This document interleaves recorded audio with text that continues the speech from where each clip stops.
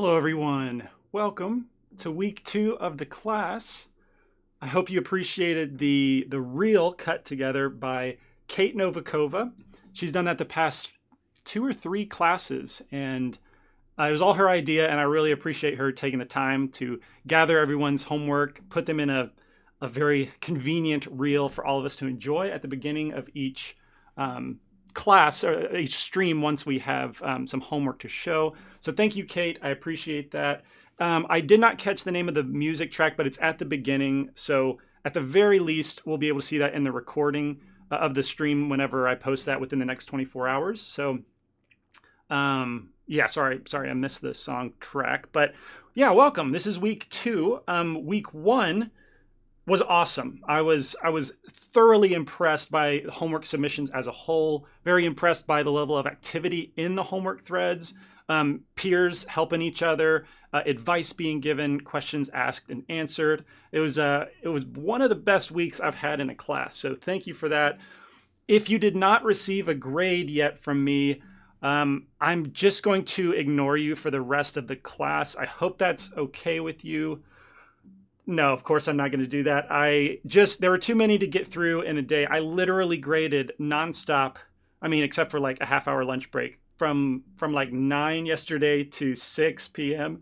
So it was a solid 8 hours of nonstop grading, and I only did about definitely more than half, but probably not quite 75%. So anyway, I'm going to get to them, but there's been a lot, and I love that. I love the activity, but typically people don't participate. The people who start don't participate through the whole month.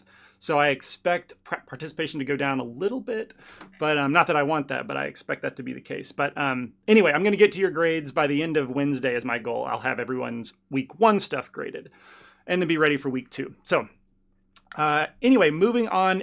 Speaking of week 1, I do like to start the stream by looking back and taking a look at some notable homework submissions. But there might have been something first. I can't remember. Oh, yeah. I did want to give a shout out to the VAs. Ben, you noticed I didn't have any glasses. Yeah, I'm wearing contacts. I used to wear contacts exclusively for like, 15 years, I think. And then for 2 years, I just kind of took a break and did the glasses thing. And I went back to, I'm kind of in the middle testing out contacts again. So that's why no glasses today. But I want to thank you to the VAs. Stands for Volunteer Assistance. I had 4 people this time email me and ask to be a VA this month. And Aaron Rutterham, the Cabbage Detective is the username. You'll want to remember these usernames because they're people to reach out to for help, ask questions if I'm for some reason not around. Or they're my equals in those terms. And Spiky XXX, Silent Heart 00, and Dragon Claw is how I pronounce that. But thank you for reaching out and volunteering your time to be helpful to everyone. I've seen you in the threads, often quicker than I get in the threads, answering questions. You've been a tremendous help to me, and I know to your fellow peers. So thank you for that. Now, some honorary VAs, Zolt, who makes and maintains the report card spreadsheet. He's way better at all that than me, and he's got these crazy formulas gathering data across all classes. So I appreciate that, Zolt, and thank you for doing that. Kate, of course, she's the one that's making the reels. So, she's an honorary VA for sure. So thank you to all the VAs, and you will definitely get some extra points at the end because I know that's really why you and anyone else is here is for the XP. So I will give you some XP. Let me make sure that I'm not missing any questions. I did also want to say, I had a couple questions about people who missed week 1 and could they participate in from week 2 and 3. And yes, I will say you can definitely do that.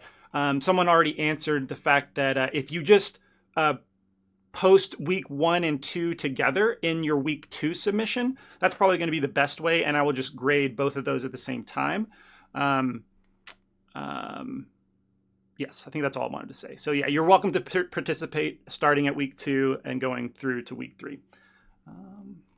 Excellent. All right, so thank you, VAs. Now, I wanted to move on to some notable homework submissions. I used to call it my favorites, but I'll try and clarify this. Someone called me out for this approach, and they said they didn't think this was the best way to approach it by commending or shining a spotlight on my favorite submissions, and therefore by implication favorite artists. That is not my intention at all with this. Rather, to highlight notable homework submissions, my goal is for them to be teaching moments. Not even to really highlight the artists themselves, but to highlight the choices that they're making, how they are distinguishing themselves from everyone else, or how they're, at least this is me too, this is just relative to me, what sticks out in my head when I was looking through all of them. And even with that, I didn't get to all the homework submissions. I watched the reel, of course, but this is an incomplete picture of like notable, there's people who would make this list, but I didn't want the list to take forever. So these are just people that I wanted to, this is art that I wanted to go over and try to explain why they stand out. And hopefully all of us can learn from that, because I think being notable is something we all should strive for. Whether you want to land a job in the industry, you want to stand out from the other people competing for that job, whether you want to win a CG contest online, you'll want to stand out there, obviously. Or even if you want to if you think to yourself, I don't want to stand out, I don't want to be notable, I just want to do my thing on my own. If you want to just recreate reality one-to-one, you would think that's not standing out. But if you achieve that, not many people achieve that perfectly. So you will stand out. Like, that is developing noteworthy skills. So that's why I want to just showcase some that I think are notable, and hopefully you can learn how to get there. Like take notes from those things, tips and tricks. So the first one is from Kaj. I don't think it's your first time in the favorites / notable selection. Kaj is a great artist. He's done multiple classes, and this is an example of being able to follow and learn from the treasure chest project, but not stopping there. He went further, and especially the level of detail. Now, it is his own design, and there's a design sense to it that he is pushing himself in. But the detail especially is further than what I established in the treasure chest project. So I like that he is learning from it, but applying it and taking it further. That as a teacher, I really want to see that in my students. I want to see people who learn from the videos to make it their own, to exert themselves further and keep pushing themselves. So, I mean, as far as details, I think I focused more on the back hinges than any other part. I just love how intricate they are and how they make mechanical sense. As a modeler, that really, gets me excited and makes me admire it. But the level of detail over the entire thing is consistent. It is again, it's more detailed than mine. So hats off to Kaj. I love the pieces on the front too, multiple layers, interacting with each other, making mechanical sense, which I think is really something to strive for as a modeler and something to be aware of. So excellent work, Kaj. And next, work from Tijan. This was, I tweeted about this because I thought this was super cool. One of the more unique interpretations of the treasure chest project by making it a booby trapped kind of like security measure, and a cannon pops out instead of you just open it up and get treasure. So I thought that was super clever. And then when you open it up, the little mechanism to show like this little contraption helps open the trap door to reveal the cannon. That is just thinking like a modeler, which, again, if you are going to be a successful modeler, you're going to have to think how things function in reality, both how to shape forms or form shapes, however you want to say it, but also like how shapes make sense. If you build a car, you're going to need to understand how cars function a little bit better in order for the model to make sense. And so you can see that from Tijan being exemplified here. Also, the fact that it's a unique design, he's getting into a creative space and doing something I can't say I've seen before.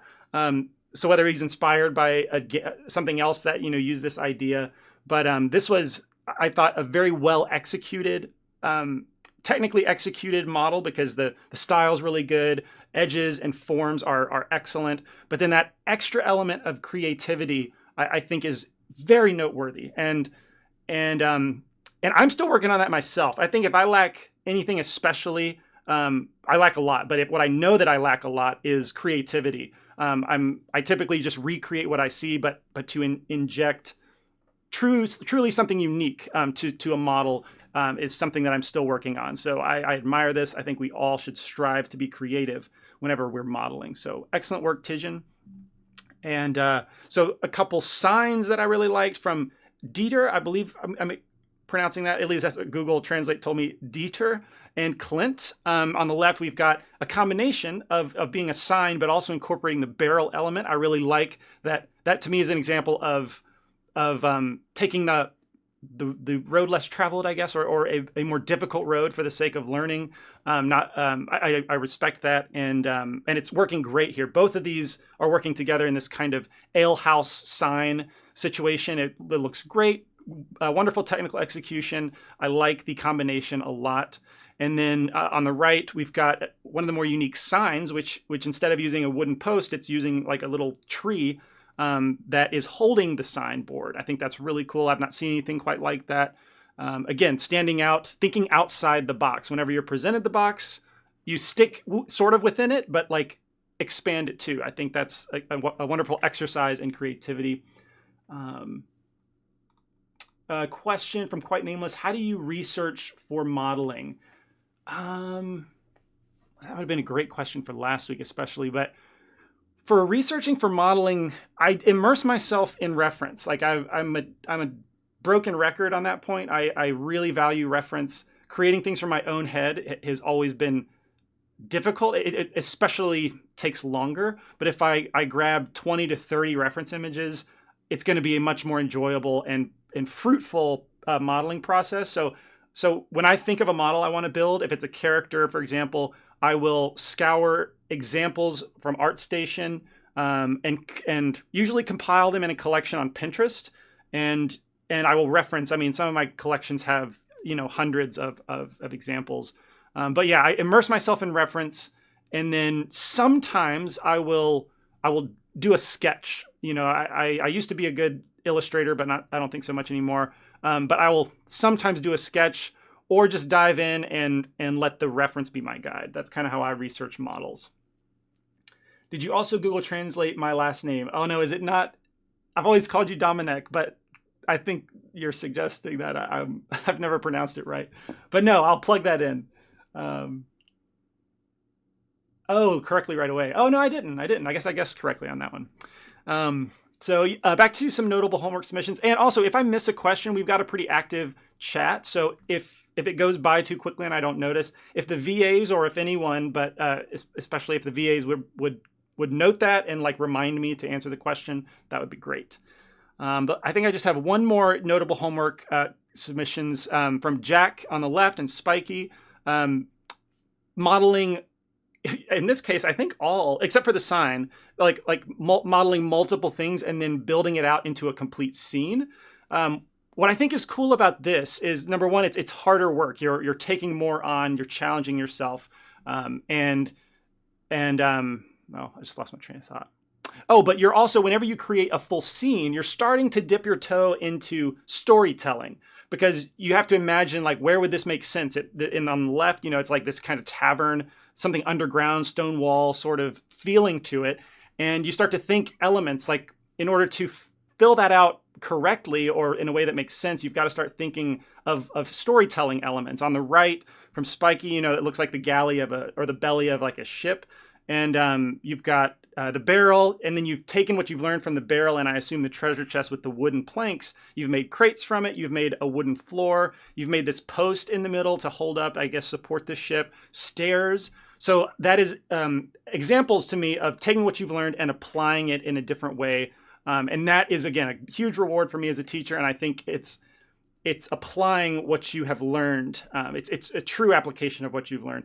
And in saying this, I don't mean to knock the people who follow the treasure chest or any tutorial very specifically. I think that to do that as a beginner is especially important. Or if you've not done computer graphics for a while, if you're brushing back up on your skills, I think the early stages of learning, very important to follow exactly. But the next step is to apply it in a unique way. And that is proof that you have truly learned something, not just how to mimic, but you've learned how the technique can be used to create something different and specific to yourself. So that's what I like to affirm and push you guys towards being able to apply in a different way than the tutorial. So that's hopefully you've taken some things from there. How what makes a notable homework assignment. But again, it's supposed to be a learning point for all of us to what can I do to improve my work? I've been learning things from people here too. So that's the goal. All right. On now to one thing that came up especially is this low poly question. Does my model count as low poly? I saw it several times because I said we're keeping the project theme low poly. And I wanted to explain that a bit more. I think it's confusing. And then I confirmed that by asking CG Cookie crew members what they thought of the word low poly, and we all had different kind of uses for it. So low poly to me, I covered this a little bit last week, but to hammer it home, low poly is less about a number of polygons and more about the approach to modeling. So both of these are, I think, I would consider them low poly. They're both game models. On the left, Link from Breath of the Wild, only 12,500 polygons. It's a modern game, though it did come out in 2017, which is longer than I remember it coming out. But then on the right, it's from the Last of Us game. And clearly the polygon counts, though I don't have the exact number on the right, the polygon counts are vastly different. But they're both games. They're both, I would consider them low poly. Now, Jonathan Williamson would call it real time, which I understand that term too and kind of use them interchangeably. But the big difference is that they're not being modeled for smooth. They have to perform in a real-time environment, in a game environment, for example. Omar, are those the real models really using the game? Yes, I was trying to find that because, you have fan art all over the place. But on the left, this is from a YouTube channel. I can't remember the name of the YouTube channel. But the series is called Low Poly, and he rips game models from games and shows like the evolution of Link from like Ocarina of Time to Majora's Mask to Skyward Sword, all the way through to see how game models develop. That's super interesting, and I highly recommend it. I'm subscribed to it. I love seeing that series. So you can see how technology has advanced. And on the left, this is, as far as I could tell, definitely from the game Last of Us.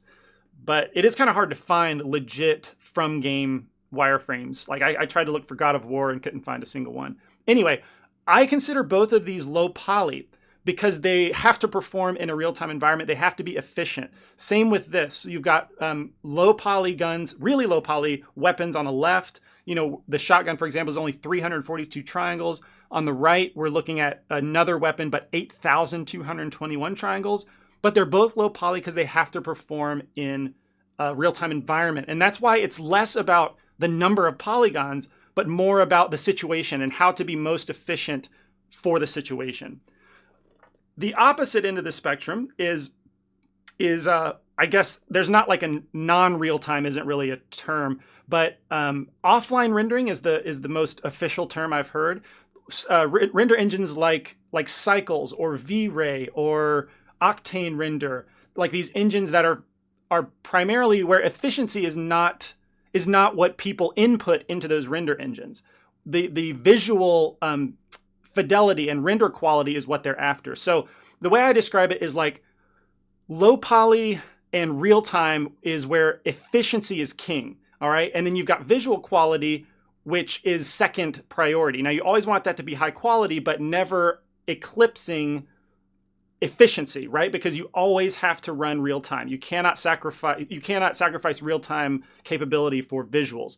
The opposite, render engine, Cycles, V-Ray, offline rendering, as it's typically referred to, is the opposite. Like it's all about the final visual quality. I don't even really care about the efficiency. The only time I care about efficiency is if my render literally can't happen because I don't have enough RAM, my computer's not powerful enough. That's when efficiency comes into play and, I need to maybe optimize some of these models a little bit. So that's kind of the difference. Now, as technology evolves, the gap between them is growing steadily less apparent. And I think they're going to even out to where technology is going to be so fast that you get truly high resolution, completely detailed models in real time. So that the terms are kind of evening out a little bit. But for this project and how it relates to our class is is the idea of modeling for smooth. Whenever you don't really care about efficiency, you just want high quality render result. You don't want to risk any polygons being visible. You go for rendering for smooth. But I had a couple terms here. So to try and put it in sentences, low poly or real time is a measure of efficiency. The best my knowledge can say succinctly. And therefore, if you're not modeling for smooth to be rendered with cycles or where it might take an hour to render, 10 minutes to render a single frame, then you're modeling low poly or real time or for efficiency. Now, to talk about smooth, this GIF is an example. So it starts low resolution, right? And then, actually, this is not the beginning of the GIF. Let me wait a minute. And this is the beginning. It's a low poly mesh, but it's not intended to be low poly. This is where it's smooth. It's intended to be perfectly smooth around the edges. This is the low poly mesh, and then this is the high poly mesh. So that's where I come from. I always have modeled things for smooth, to use a subsurf modifier to where all of these silhouettes are perfectly smooth. You never see faceting. And so I don't care about render time, really. It's like if it takes 10 minutes, it takes 10 minutes. That's what high quality visuals require. So we are not doing that for this class. Rather, we're doing the other, because I think modeling for smooth is just another level of complexity that's not needed, especially for beginners. And if you are experienced, then it's a good exercise to do the low poly and enter that world, because again, they used to be really far separate. Like think of Nintendo 64, PlayStation days, really, really far apart. Like movie graphics was so far apart from games, but like they keep getting closer and closer. All right, that was a lot, but that was probably what I had to prepare for most, to try and explain that term, especially when low poly, real time are they used to be very definitive, but they're losing the meaning a little bit over time. So anyway, does anyone have any questions? Did I miss any questions? Is low poly a typo, or is that how it's written? I mean, that's a good question too. I've seen both LOW poly, but also LO poly. So that's what I meant, LO poly, but I don't know if that's technically wrong.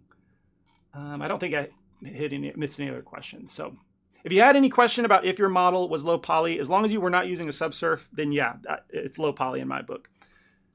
And one more note about that is it doesn't mean that to be low poly, you have to avoid subsurf entirely.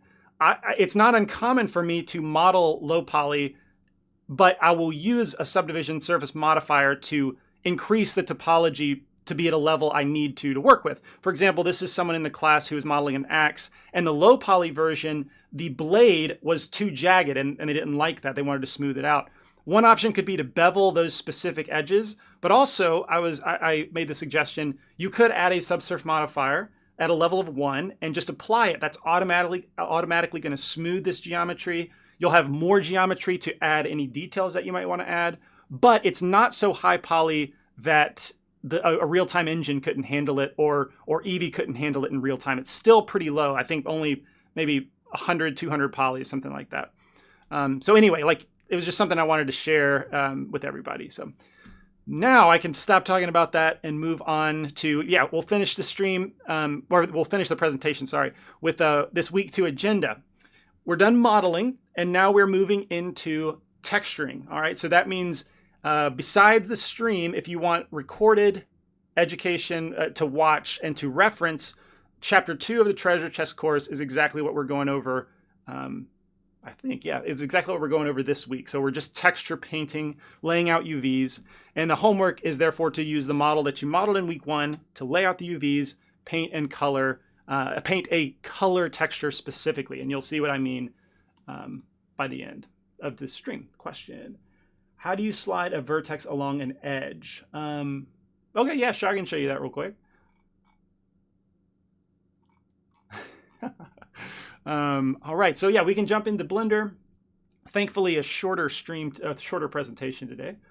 But so we're going to start with the sword model that I worked on last week. Pick it up with the texture painting process. I typically make the room warm when I stream, so I'm going to turn on my fan real quick.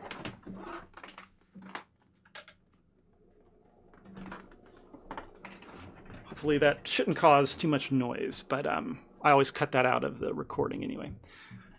All right, so yeah, someone asked about edge sliding. So when we tab into edit mode, you can, that's what you asked about. How do you slide a vertex along an edge? Just select any vertex and then hitting G twice will slide in a direction that your mouse is pointing. All right, so if you move the mouse left, it'll slide to the leftmost edge, up, right, and so on. So very simple, just G twice. That reminds me to enable screencast keys. I swear this thing always ends up in a random position. All right, there we go. Question, where do you find the recording from last week? I watched part of it, but I'd like to finish. Yeah, sure, I'll show you that. Let's see here. So all live streams end up in the community events if you go to past events. All right, any archived recording is available here. And then also there's another place if you go to 3D Blender or any specific subject, there's a live streams category, and there you can also find, let's see, creating, where is it? So the problem with this currently is that it's organized by when the stream was created and published, not when it was broadcast. So I put in a ticket to our developer to change that, but I created the class long before I created some of these other streams that happened before the actual class. But you should be able to find, this is BC1-1908. So where is 1908 week 1? Right here. All right, so this is week 1. That's a less intuitive place to find it. The best place is in events and past events. All right, back to Blender. All right, yeah. Okay, so we are talking about texture painting. Let me ask a question. Press 1 in the chat if you have never laid out UVs or texture painted in 3D before. Curious, because I remember thinking when I first discovered UV layout that it seemed like a very unnecessary, kind of frustrating task just to get to what I really wanted to do, which was painting. All right, so several ones. Okay, so texture painting, I think in general, especially the UV part, is kind of weird at the beginning, but it makes sense the more you do it. And that's what we're gonna have to start with, because you can't really paint a texture until you lay out the UVs. So if it's difficult for you getting started, I understand that. I was there too. And it doesn't help that I think Blender's texture painting specifically is less intuitive than other applications. And we'll get to that. But for now, we're going to be UV editing. And I'm going to jump over to the UV edit workspace, which I also learned recently that the screencast keys does not translate over to other workspaces. Where is it? There it is. So that's a bummer. In my treasure chest course, if I switch workspaces, the screencast keys disappear. So I do apologize for that. Had to learn that the hard way. So yeah, we switched over to the UV editing workspace. This is arguably the most intuitive place to start for this. The process of laying out UVs, if you haven't watched a treasure chest, there's a pretty good explanation, I think, about UVs and the fact that it's kind of like a reverse origami. If you imagine this model or any model you built as starting as flat pieces of paper and then being cut and formed into a 3D model, that reverse process, unfolding the model and laying it flat as if it was a piece of paper, is the UV process. And so it involves taking the 3D model, cutting what's referred to as seams, and letting the computer unfold the model flat. And then therefore we literally are creating a canvas, a 2D canvas for us to paint an image. To start, I need to focus on edges, right, to cut these seams. And from the modeling portion, we have the blue edges highlighted, which represent sharp edges. And that's just going to be distracting. So I'm going to turn that off. In the overlays, right here, I can turn off sharp edges visualization. They're still sharp, but it's just not visualized that way. And seams will be visualized as red edges. So I'm going to start with the handle. and we're going to unwrap this. Now, the handle is a cylinder, and you can think of how to best unwrap it, or at least a very crucial cut that you'll have to make is if you take a flat piece of paper and you roll it up into like a cylinder, it's the exact same thing in reverse.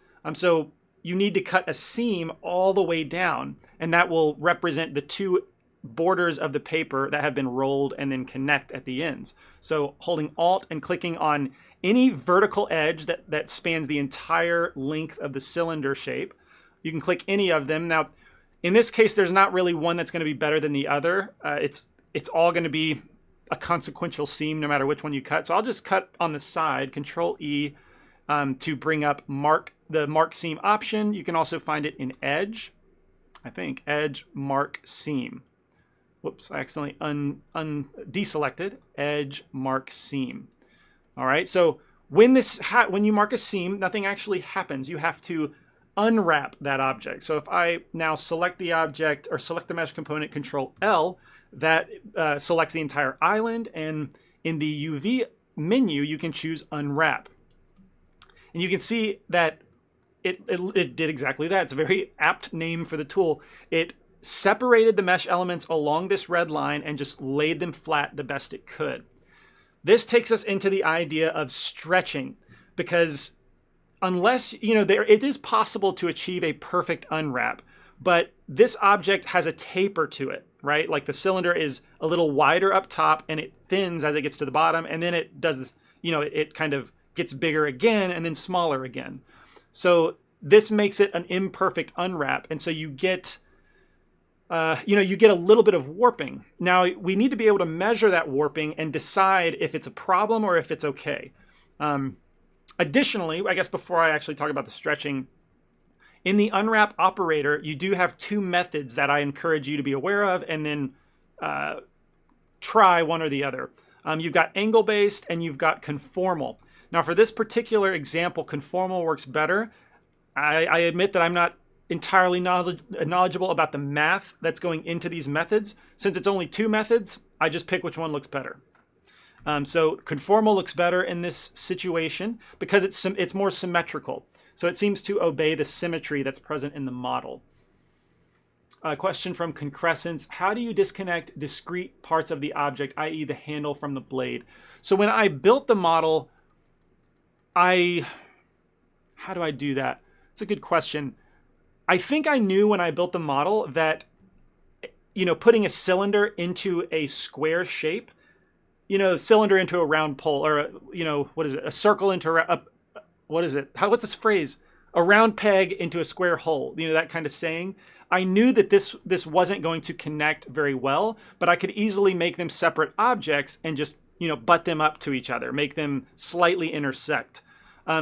While you could connect this, it's just going to be a little more work that's unnecessary for this particular example. So when I looked at the sword, I kind of thought, what shapes are similar and would make sense to be islands of their own? And it was the handle, the crossbar, and then the crossguard, maybe. Forget what this is called, and then the blade.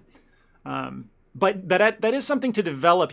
I kind of think learning from experience is the best teacher there, because I learned after a while that, hey, I just don't need to take the time to connect this specifically, so I don't need to. You kind of identify parts of the model. It's definitely part of the skill of modeling. You will definitely develop that over time.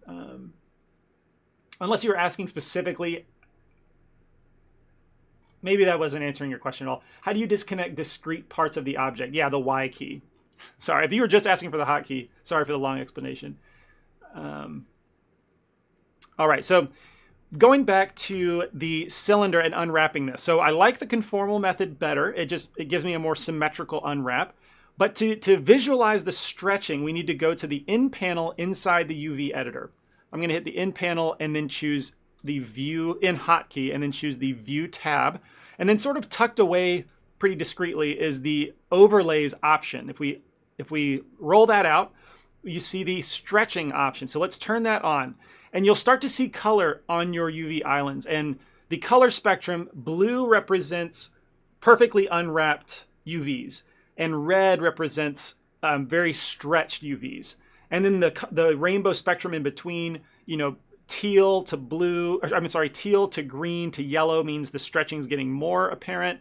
And then to orange to red, it means the stretching is getting worse and worse. So you want to land on blue. And right, so there's also two different types of stretching to visualize. The default is angle, and personally, I rarely use angle, if ever, because it almost always looks perfect. You could see this and think, oh, the unwrap is perfect. I can just stop. But really, if the more useful visualization is area stretching. If we click on that, we see the wide spectrum, including orange being the most part. This is a little misleading initially because the stretching depends on scale of the UV islands. So if I'm going to invert my selection, and then just for demonstration's sake, I'm going to go to Smart UV Project. Okay, this is going to lay out auto UVs, which are rarely ideal, but it's going to give me the UVs in our UV editor. And then when I select everything, now we see the handle, and I need to average the island scale. So with everything selected, UV average island scale. All right, so now the scale values between the islands are proper. They correlate to each other, and we can see that this layout is not ideal because we're in the blue to greenish teal range for the majority of the handle, and then we even get into the red range towards the bottom of the pommel. So this tells me that especially down here, there's stretching that needs to be relieved in the UV layout. I think what this makes me think of is like my wife will ask me to crack her back sometimes. And so I either, like hold her and kind of shake her, or she lays down and I like put pressure on her back. But like when it cracks, it's immediate relief. That's just what I kind of think of with this thing. So it tells me that I need to cut another UV seam towards the bottom. And this makes sense as you get to know UVs a little bit better, because this situation is, you'll know that it's going to cause UV stretching. It's just not going to be ideal.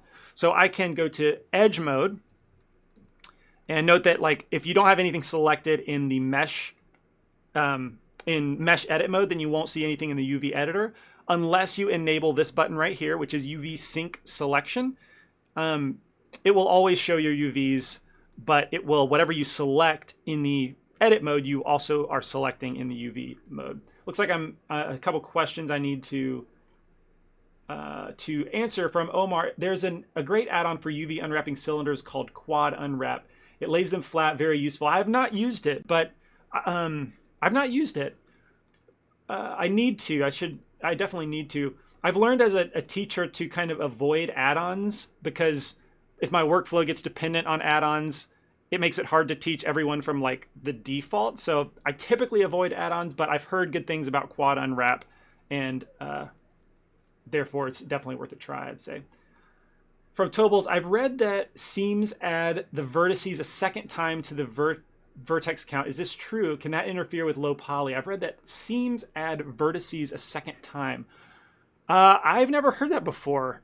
I know that like in theory, I guess, so for example, I'm clicking one edge, one seam, and visually it looks like 4 verts are selected in the UV editor, but I do not think that it actually increases the vert count of the mesh, so therefore has no effect on, I don't know why that would have an effect on like the efficiency of the model, but that's the first time I've ever heard that before. But I mean, what I think of is the fact that this is the same edge, but it's been separated, so it has to visualize it as 2.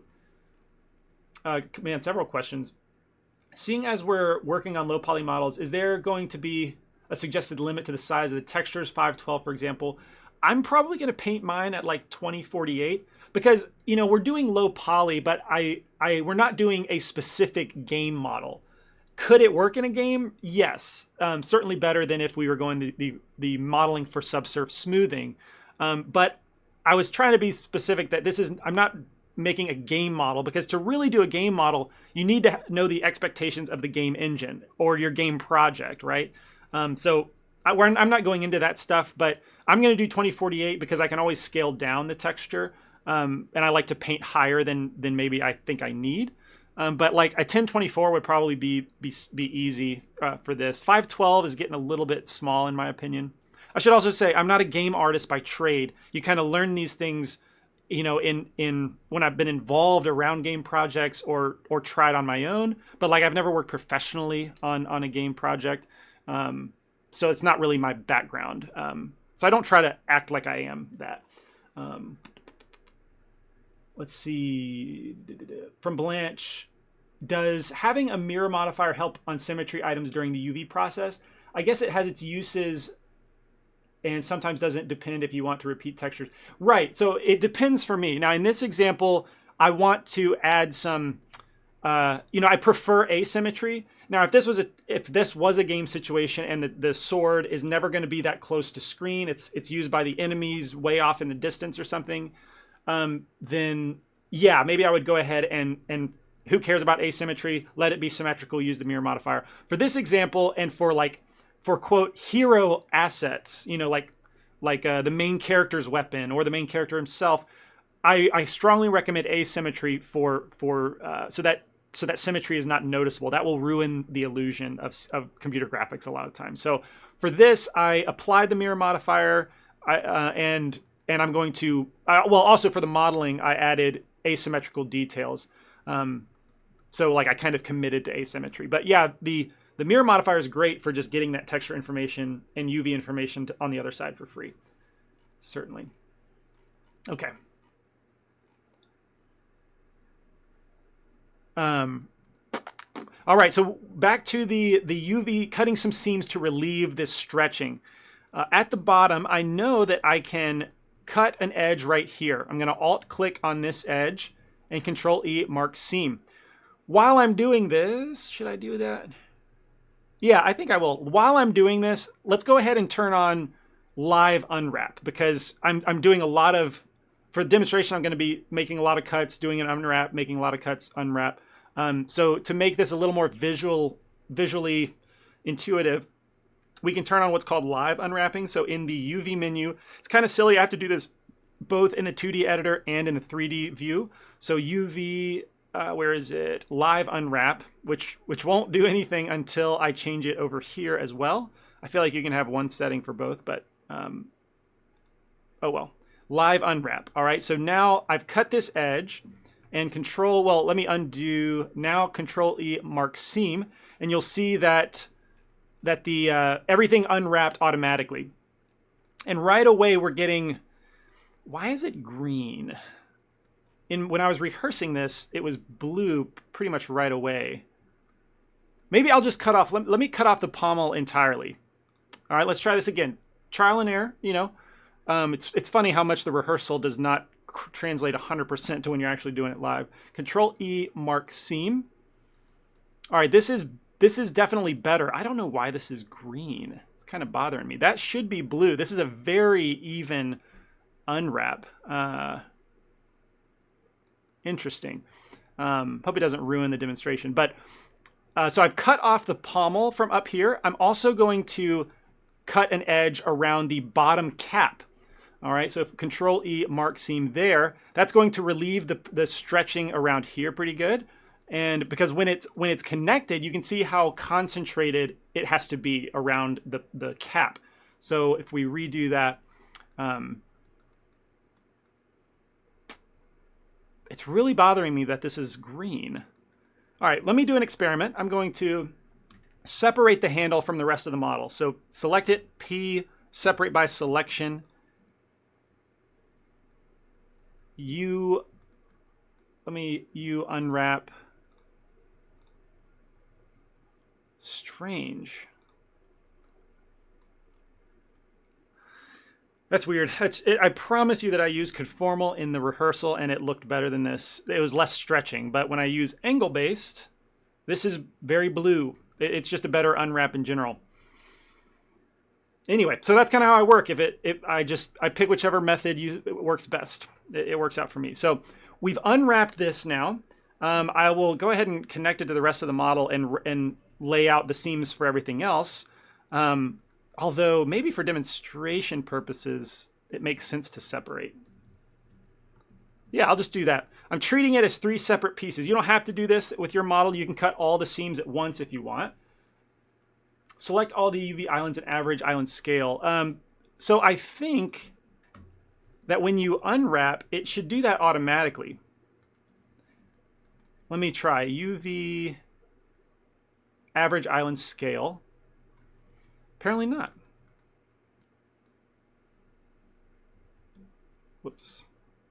You unwrap. Let me go back to conformal. Average island scale. Yeah, for some reason, the conformal is just not, it's stretching too much. I don't know why. Anyway, for the sake of demonstration, I think I will do these individually. So let's move on to the crossbar. All right, this is essentially a box shape. If you really think about it, it's primarily a box that's just shaped slightly differently. And boxes are quite easy to unwrap.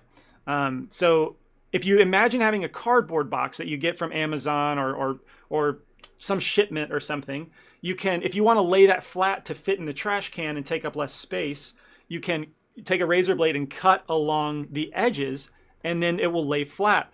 Or if you can also keep it together as one piece. You don't have to cut all the edges, but only certain edges, so that it all lays flat, but it's all still connected. From Greg, if the area you are modeling is really small and the viewer won't notice any small details, is it worth trying to get these stretching optimized? Great point, Greg. Thank you for bringing that up. No, you can definitely prioritize what the important areas of the model are. So if we go back to the handle, you know, this pommel, for example, is not like a focal point of the sword. So the fact that there's a little bit of green and teal is okay, right? Like, I'm fine with it stretching a little bit because it's not going to matter. It's on a small part of the model.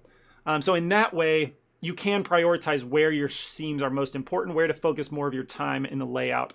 And so for this crossguard, for example, this will bring up an opportunity to talk about whether or not you should prioritize seams here. But let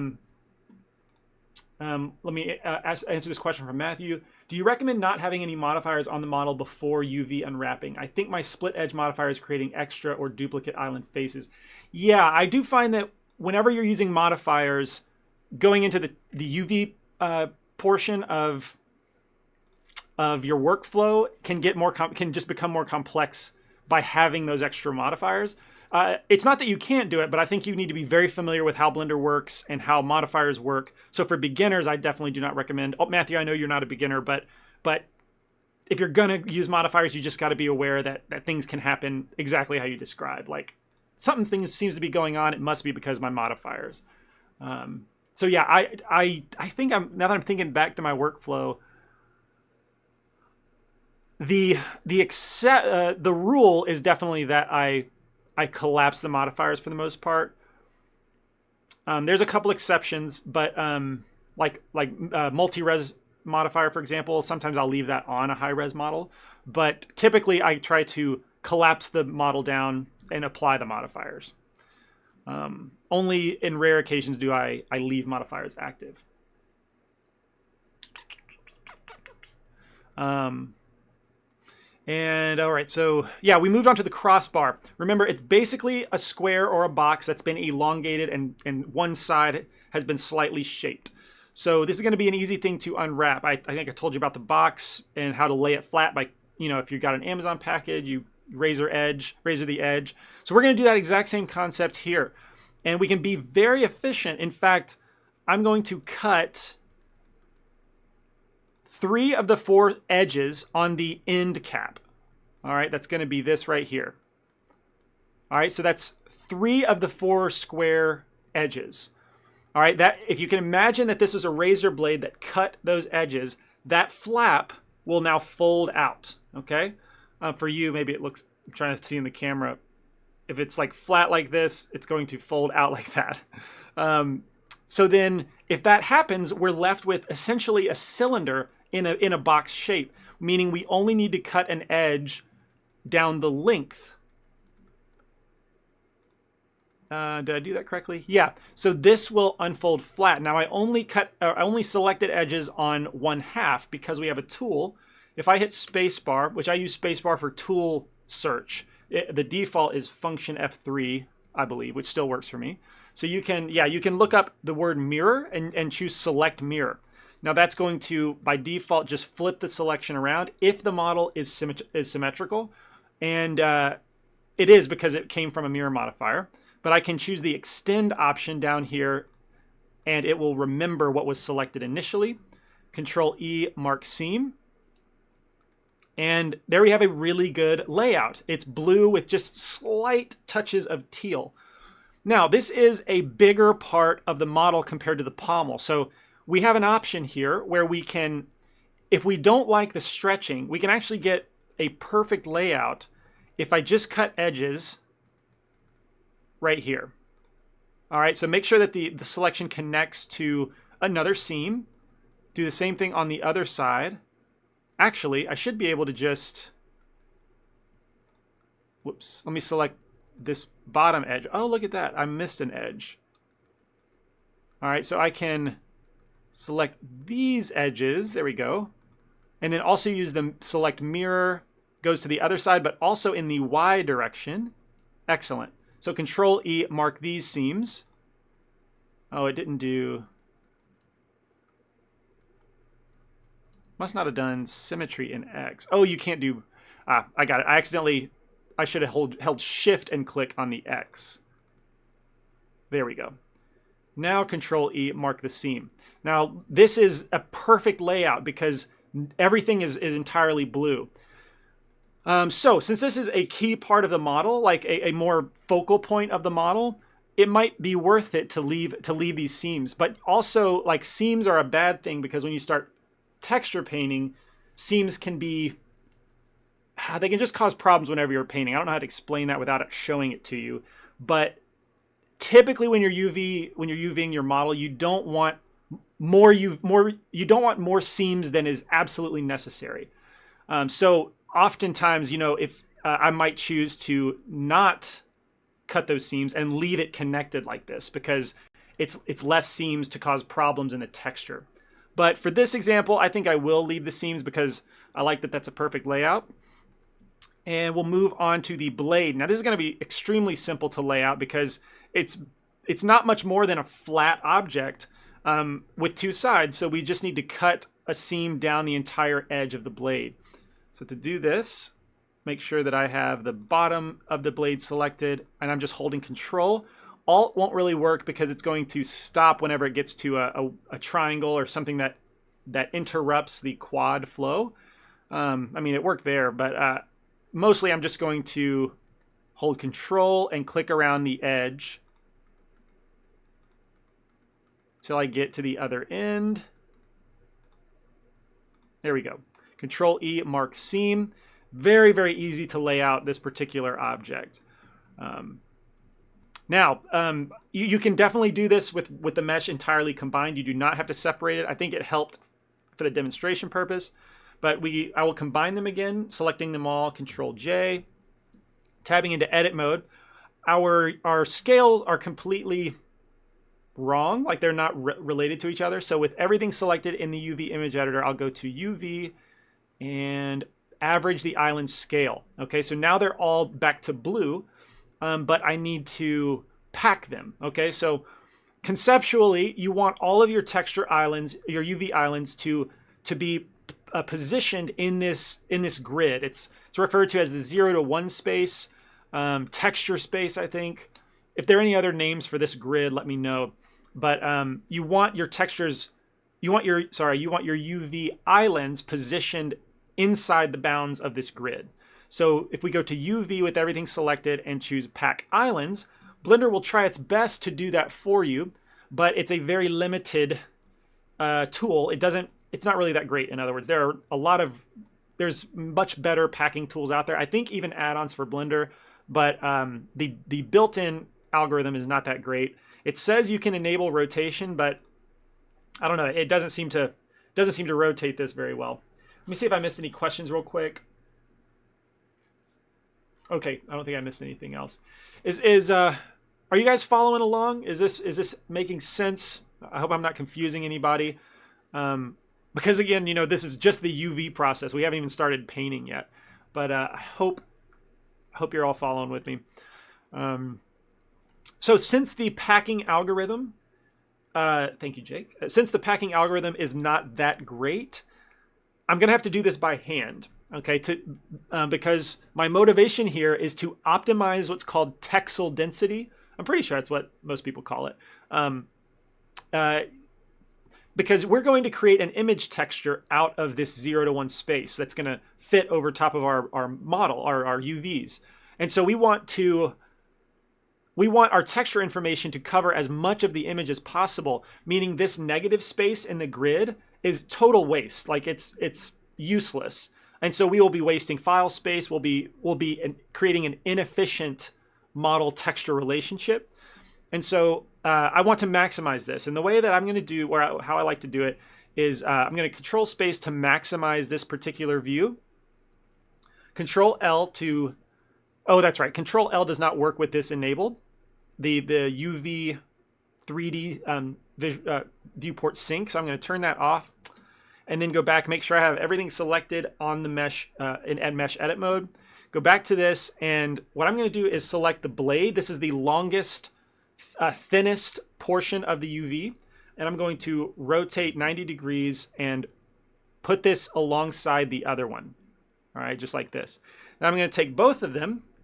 And I know that the optimal position for a long, thin shape like this is from corner to corner. You know, it's like the way you measure a screen, a display on your phone or a TV, you go from corner to corner. So I'm going to rotate this about 45 degrees, and you can see just how much room I can expand. So I'm going to select everything because I want to maintain scale relationship and scale this up with the S key, move it into position. I want the UV islands to just fit within the border of the grid space, right? So this looks pretty good. And now I'm just going to move the handle, place it over here. I'm going to put the related pieces of the handle, so the pommel and that little circle cap that we cut off, I'm going to move them over here too. Now, for this particular model, it's very long and thin, and so it's, you know, we're going to have some wasted space. Oh, the keys are not shown. Thank you.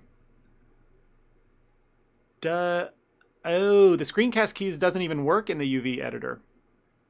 It's not showing up here. It is, okay, I guess the screencast keys only works in the 3D editor? Has it always been this limited? I didn't know that. So I guess I need to come up with another solution for showing hotkeys.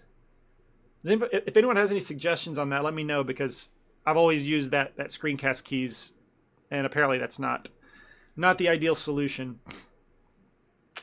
All right, and that only leaves the cross guard. Okay, so I was saying that since this is a very long, thin model, it's not going to be, you know, we're going to have wasted space, but at least I've limited the wasted space as optimally as possible. I guess you could maybe you could start to cut up the blade a bit so that you don't have one long, really thin object, but I don't think that's really necessary in this case. Save, thank you. File, save as, sword number 3. Save police, thank you.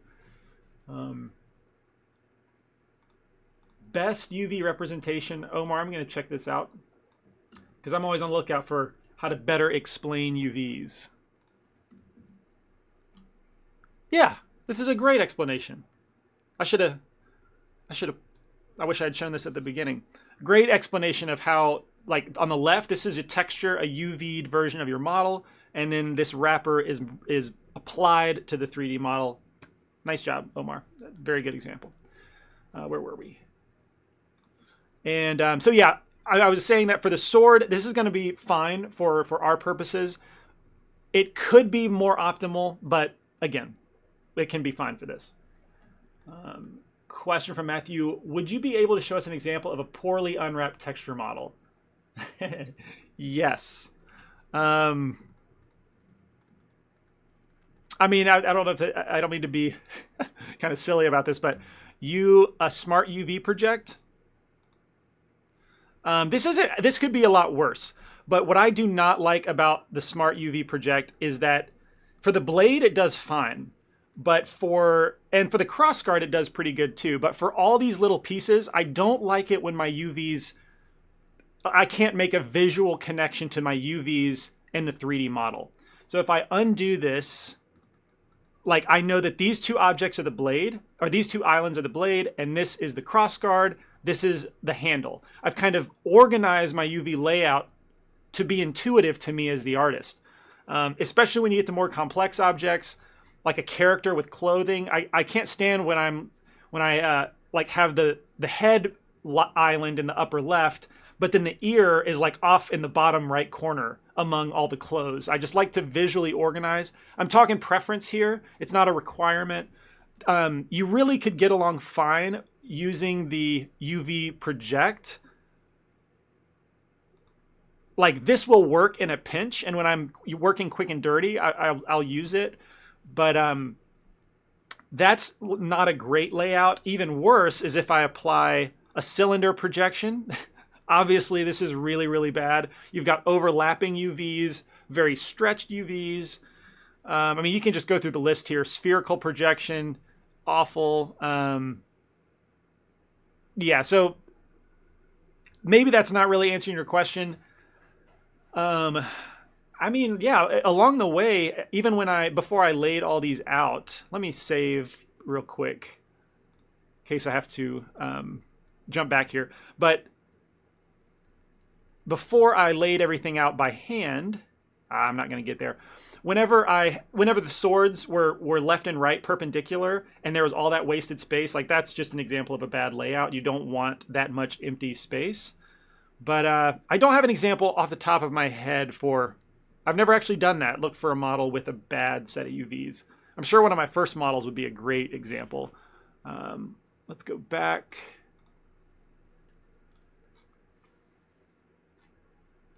Let me check question. So it's not poorly unwrapping to use Smart Project, just not efficient. Let's see. If I were to... It's not a great practice. It's okay, but it is quick and dirty. So it has a higher potential for problems to creep up after the fact. And I'm going to show you a potential problem whenever I start painting, which should be basically right now. What is this thing down here? What is that? Okay, I don't know. Here's some troubleshooting. If you have some islands that you don't really know what's going on, enable the UV sync selection button. And you can click on these components and then go find them. Okay, right there. So that is the issue. That's silly. That was just a stupid mistake on my part. So yeah, these seams are unnecessary. Control E, clear seam. But that ruined the whole... Okay. You're seeing some live troubleshooting. What I'm trying to do is clear those seams because it creates these ugly little triangles off to themselves. That's just kind of a poor UV layout. So I want to fix the seam, but whenever I change any seams, it automatically unwraps and it ruins what I've already positioned. So I'm going to turn off UV live unwrap in both 3D and 2D. UV live unwrap. I'm going to Control E, clear the seam, and then only select the cross guard. Control E, U unwrap. Okay.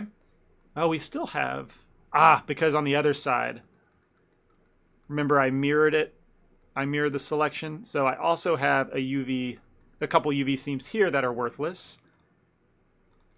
Select the crossbar, U unwrap, and I want to position this where it was.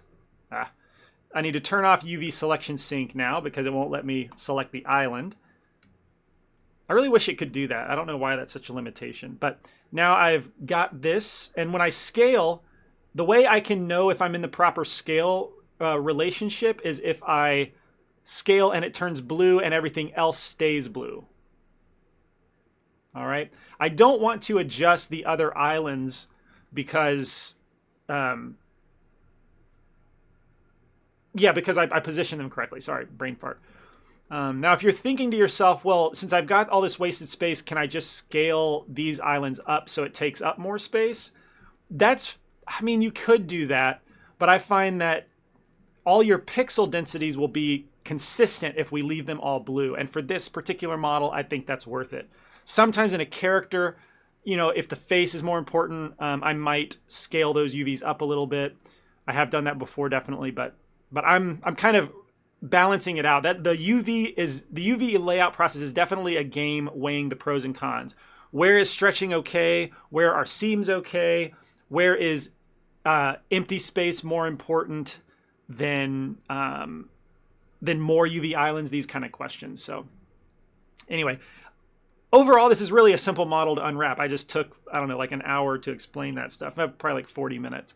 So now we've unwrapped it and we're ready to start painting, finally, the actual prize. Let's put color on this model. I'm going to save the model, and I fixed those extraneous polygons that got separated unintentionally. And we are ready to create a texture. Let me make sure I haven't missed any questions. Question, ignore this. If Eric Sharp, can I create a PNG image with alpha of the UV layout? I would like to use it to create details in Photoshop, such as a chord pattern to overlay my Blender texture painting. Yes, if you want.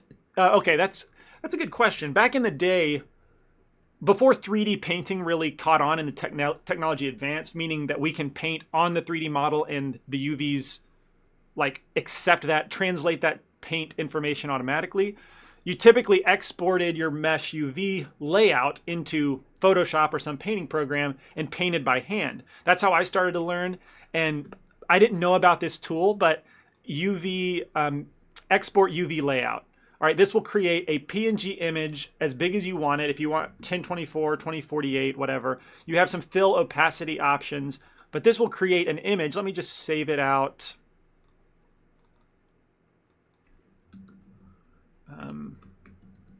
So just in case I need it. I usually call it UV snapshot, but anyway, export the UV layout. And then if I open this, and I think I should be able to open it here.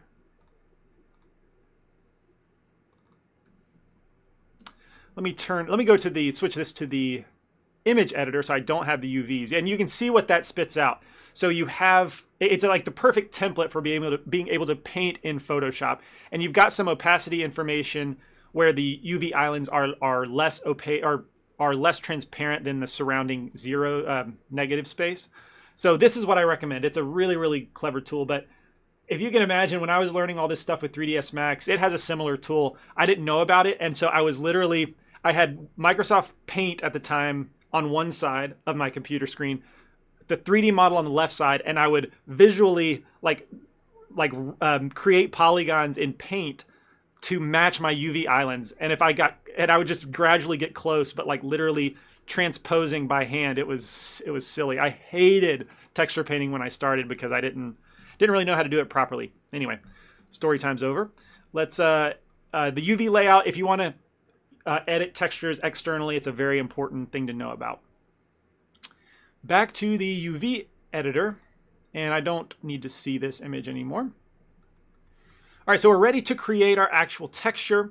We need to create the texture. So that's profound advice. I'm going to create, you can do that a couple ways, but at this point, whenever we get into the texture painting process, I strongly recommend dragging up another UI window and switching this to the shader editor.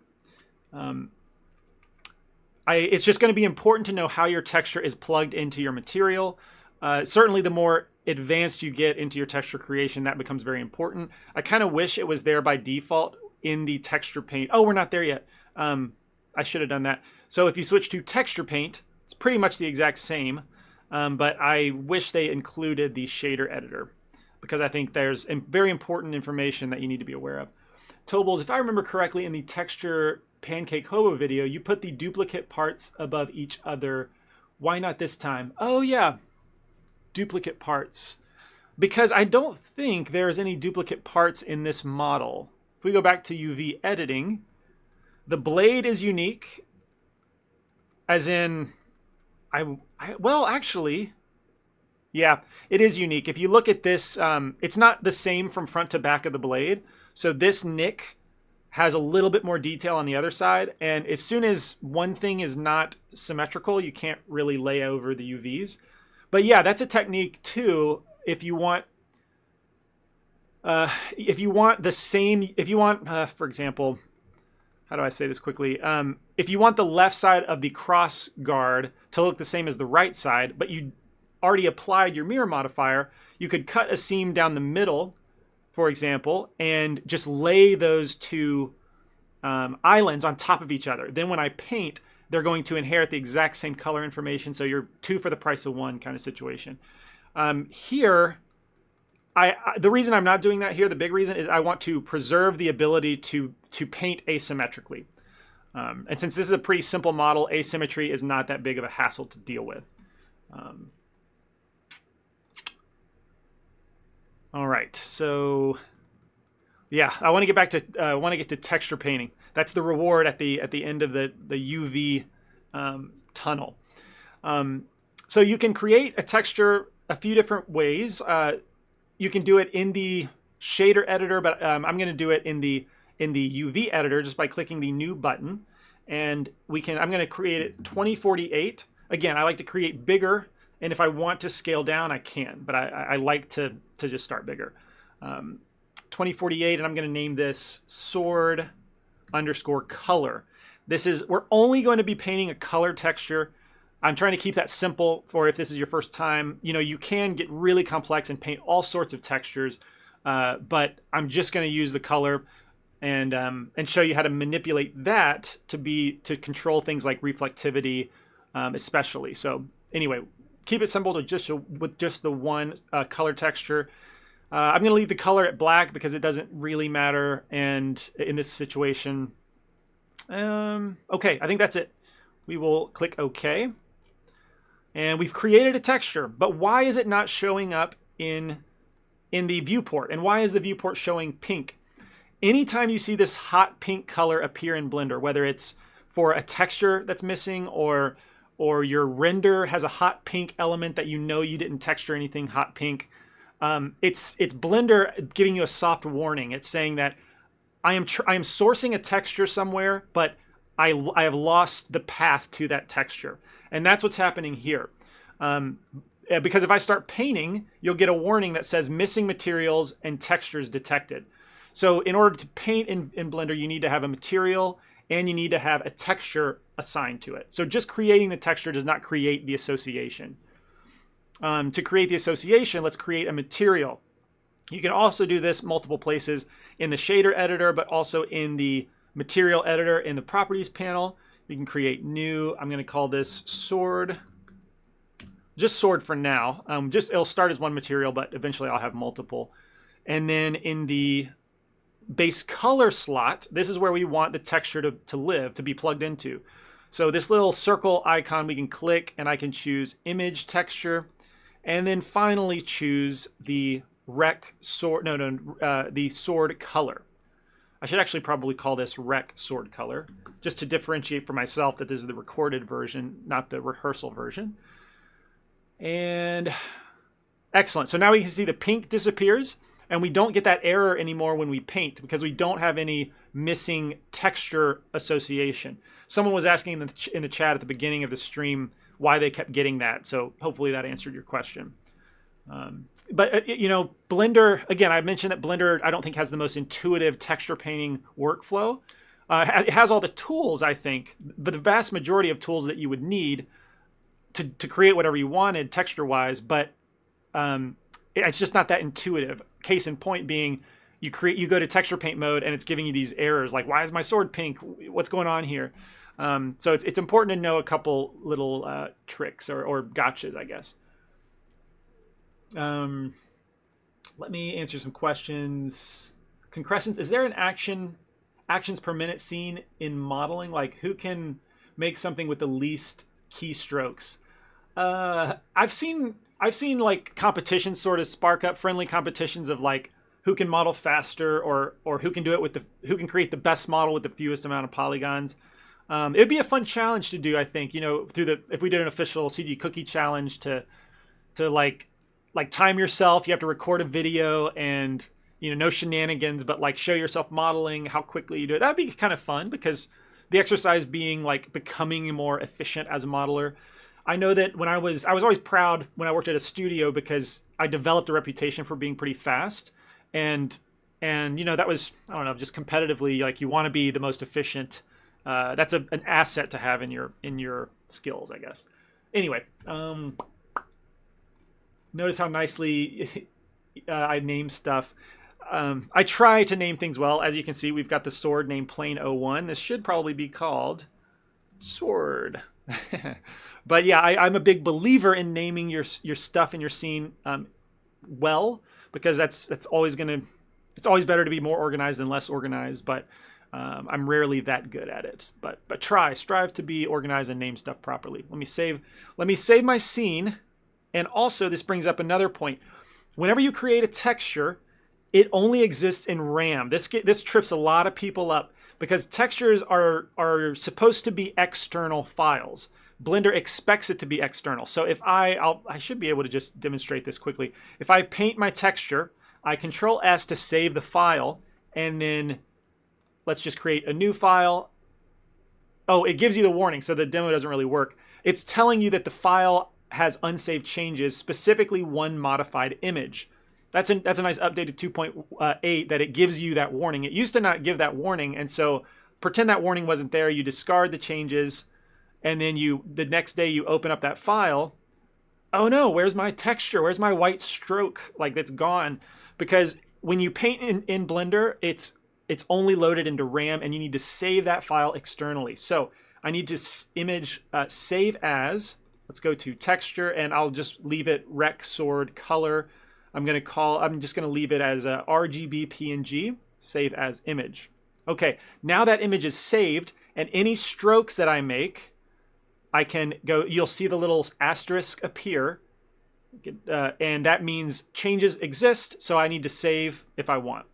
Now for me, I don't want to save those changes, so I will just reload the image and get back to pure black. But yeah, trips a lot of people up when they start texture painting, the fact that you need to save the image. Oh, okay, so you already figured it out, Tebow. Gotcha. Hope I'm pronouncing that correctly. All right, so on to texture painting. Just like modeling and pretty much anything I build in 3D especially, I need to start simple and then kind of treat it in stages. Stage one is simple block out, just like we did when we modeled. Create a simple cylinder, create a simple cube, and then gradually add more details. Same thing with texture painting. I'm going to start with simple, broad colors and then drill down each stage and add details as I go. So the first step is painting broad colors. And to do that, we are going to use, in texture paint mode, I want to use the fill brush. All right, so this takes us to the 3D view, and the key thing to be knowledgeable about here is this is that what is it called? The toolbar, I think, technically. If you right-click anywhere up here, any menus, you can go to Header, Show Tool Settings, I guess is what it's called now. And that, I think by default, is not there. So you want to be aware of it. Maybe for the texture paint workspace, it's visible. I take that back. Header, Show Tool Settings. So up here, you've got your color for your brush or anything over here, your strength. You've got the mixture type, various menus. You've actually got a lot going on up here. If you've used Blender before, you're familiar with these settings, but you haven't seen them in the horizontal layout. If you want the vertical layout, you can click on this panel, the Active Tool and Workspace settings. So if we click on that, you'll get the more traditional Blender vertical layout of your colors. You've got your color palettes available here, which are not available up top, I don't think. Oh, they are available in the brush menu. Okay. Anyway, so these are kind of duplicate settings depending on how you want to work. But for the fill, this is where I want to, let's just take, for example, the blade. It's going to be a gray type metal. So we'll choose a gray color. It's just in our color wheel. I think that's probably pretty good. Maybe just slightly into the blue range. Often like truly black and white values can be kind of boring, but if you add just a touch of color, it's a little bit more interesting. Okay, Tebow for English speaking people. Cool. There's another Tebow that's usually a regular around here. I don't think he's here now or here today, but glad I pronounced that right. All right, so we've got the gray color for the blade. Now, how do I paint just the blade? Because if I click, the whole sword is going to be gray. Also, at that, it's not even full strength gray. By default, it's set to 0.5. I don't know why it's 0.5. I don't know who wants to do that by default, but now set to 1. There we go. We have full gray. But I only want the blade to be gray. So, I mean, now I could, I guess, move on. But, like, let's go over the selection painting option. If you turn on this tool right here, Paint Mask or Face Selection Masking for Painting, this takes into account whatever we have selected in Mesh Edit Mode. So if I tab into Mesh Edit Mode, nothing is selected. Therefore, nothing can be painted. I'm clicking and nothing's happening. I should, while I'm in the 3D view, let's turn on screencast keys and move them.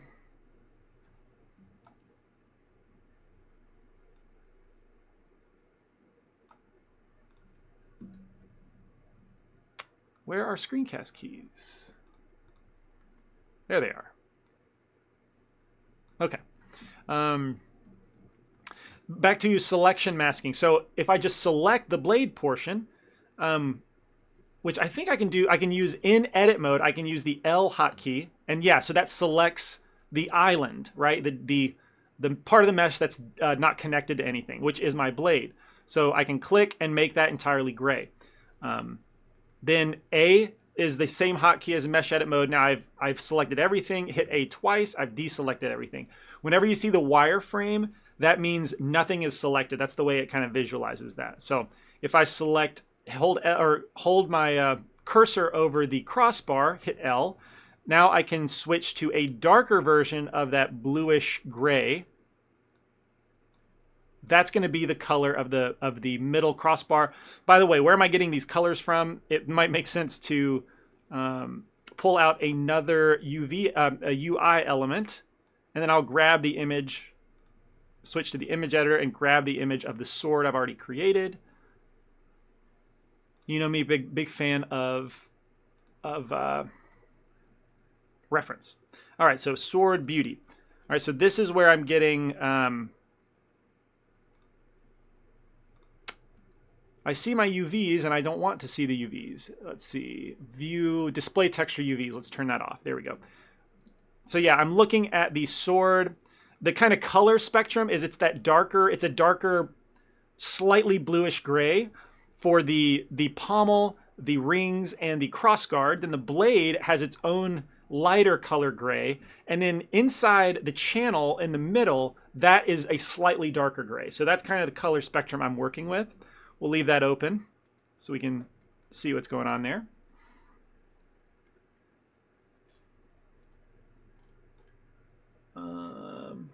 If you got any questions, for me to answer, make sure you put the question tag so I can see that and identify it quickly. But if you're asking amongst yourselves, that's totally fine.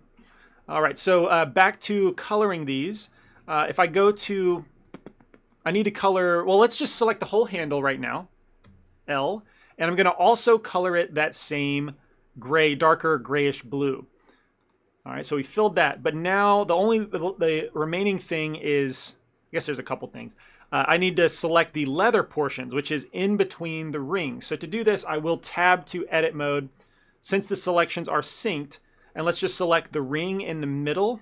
All right, these are going to be my leather portions.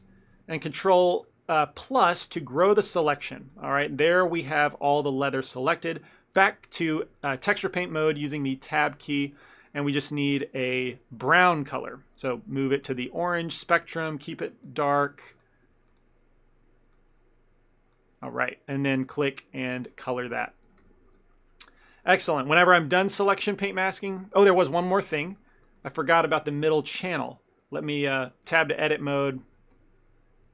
Go to wireframe and edge mode specifically. I'm going to control click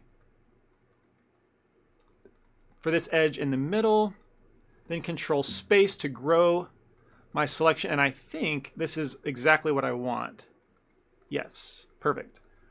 All right, now back to texture paint mode. I want the light gray, okay? The light gray color.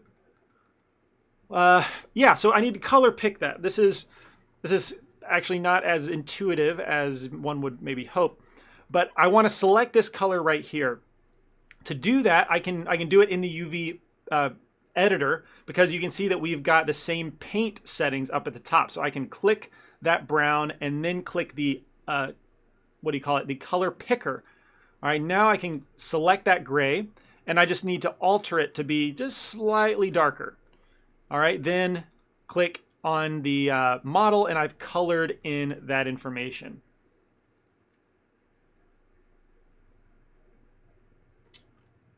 Edge bleed, where is that found? I meant to go over this at the very beginning. Nuts. Thank you for reminding me. I really meant to go over this at the very beginning. Edge bleed is a pretty important setting that I think the default is set incorrectly that causes problems down the road.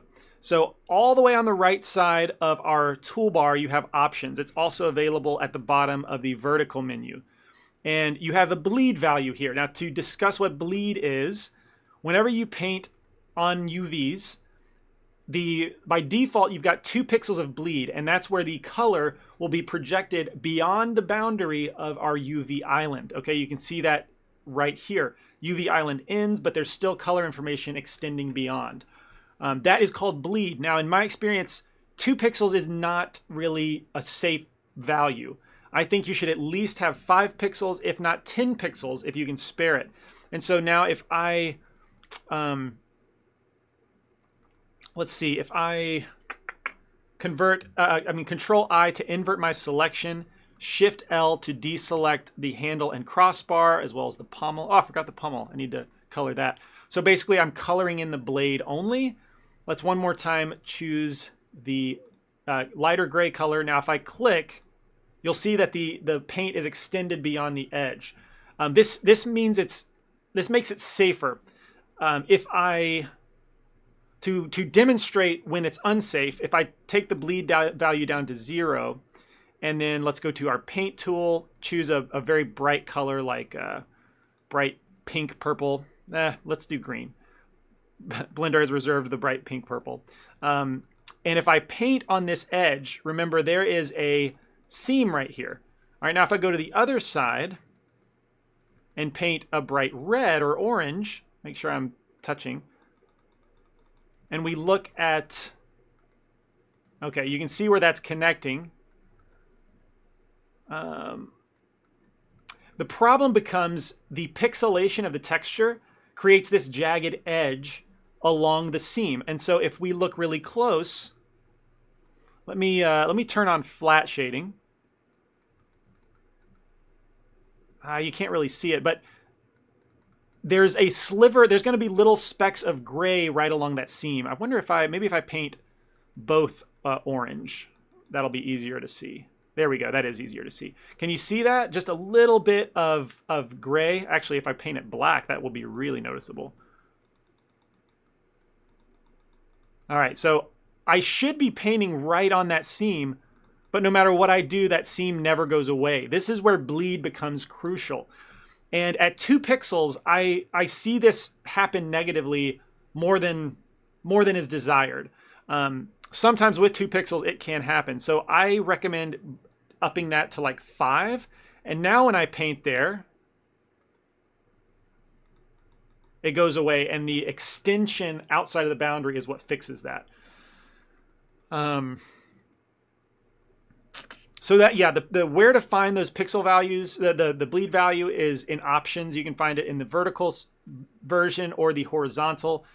Honestly, I still am trying to get in the habit of changing that immediately whenever I start texture painting to prevent kind of issues. And honestly, I'm afraid I'll need to do that now as well, or at least on the other objects. So let me get rid of these values, these demonstration strokes, and go back to fill. And I still use the light gray. There we go. All right, so that's gone. I need to select the cross guard. And I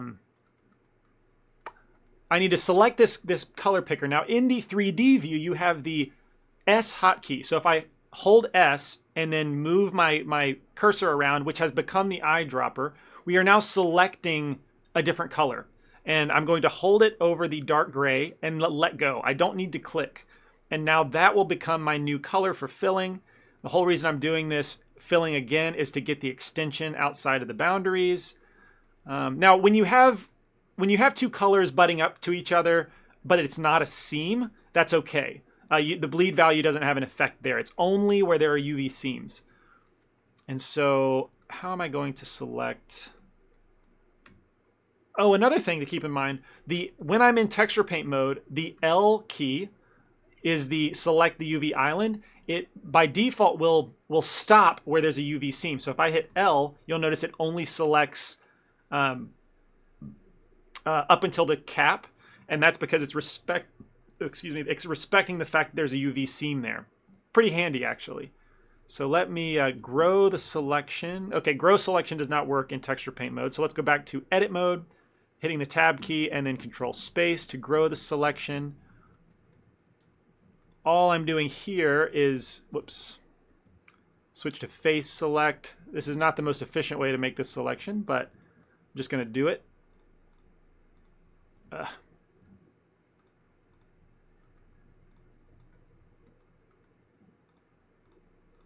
All right, and then fill this one more time with the dark gray color. All right, so we've got the base colors established. I can turn off selection syncing. Now we're ready to actually make this more interesting. Anybody can kind of do this, and hopefully, once I show you my painting skills, you'll think you will be able to do it too. Because I am not a gifted painter. I love the hand painted look, but I've never just spent too much time painting and developing those skills, so I kind of fast track it and do basic painting. So if that's you, this is going to be perfect. Save, save, save, save. Yes, image. I'm going to save the texture first, and really saving the scene doesn't have too much of an effect because I'm only really focusing on the texture at this point, but it's better to be safe than sorry. I'm going to go ahead and save that scene. Question, when it comes to very specific details like the very small forging details that mark lines, let's say a katana blade, for example. Yeah, your katana blade is awesome, by the way. Shouldn't this go into texturing of the shading in week 3? I don't think so. By the end of today's stream, I'm only going to paint the texture itself. I'm not going to go into any shading information. I'm also, if you're thinking about the treasure chest, I'm also not going to. I might, but I'm not planning on baking the edge detection like workflow. I'm just going to hand paint the edges. So in that way, I'm not actually getting into shading information yet. Even though I did tell you to drag this out. Shading is important, but for the sake of the stream organization, I am separating them.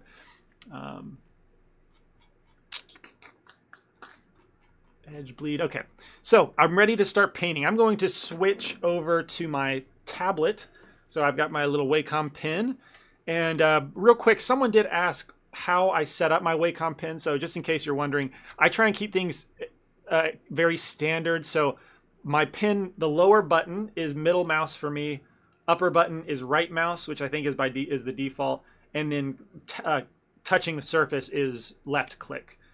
So I don't have any hotkeys on the tablet itself set up. So the only custom thing I did was make the bottom button middle mouse, in case that helps you. But that way it basically serves as a mouse. Like it works the exact same way as a mouse. So middle mouse clicking, I can orbit around the viewport. Let's start painting. Whoops, didn't mean to do that. I'm trying to move. There we go. All right. How I like to paint, the next level for me is varying up the tones in the color. Using the color that's already there, but making a variety of tones, whether it's slightly darker, slightly lighter. And to do this, I'm going to choose my brush tool. And by if I use the black color, this can be a general darkening of the underlying color, especially if I choose the overlay mix type. All right, so now I'm going to, I should go over the hotkeys.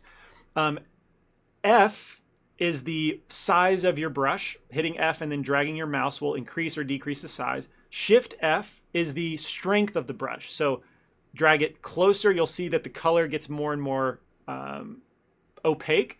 Drag it out and it gets more and more transparent. All right, that's how you control the strength of your brush. So you'll see me doing that a lot, whether it's the size or the strength. I'll just do that very quickly. Any other hotkeys to be aware of? Not quite yet, but those are the two big ones. Now, I switch to overlay mode, and if I start drawing on the surface, you'll see that it's taking the existing color and darkening it, but also like giving it a little more saturation. So this works great if I want to paint, in the crevices, for example, some sort of ambient occlusion, a little bit of dirt and grime is gathered. That makes sense.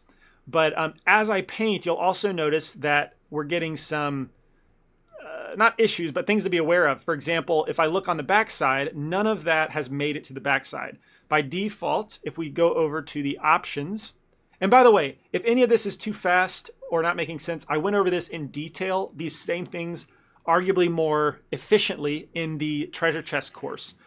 So definitely check that out for further, arguably better reference, maybe. Pre-recorded, rehearsed being better than live.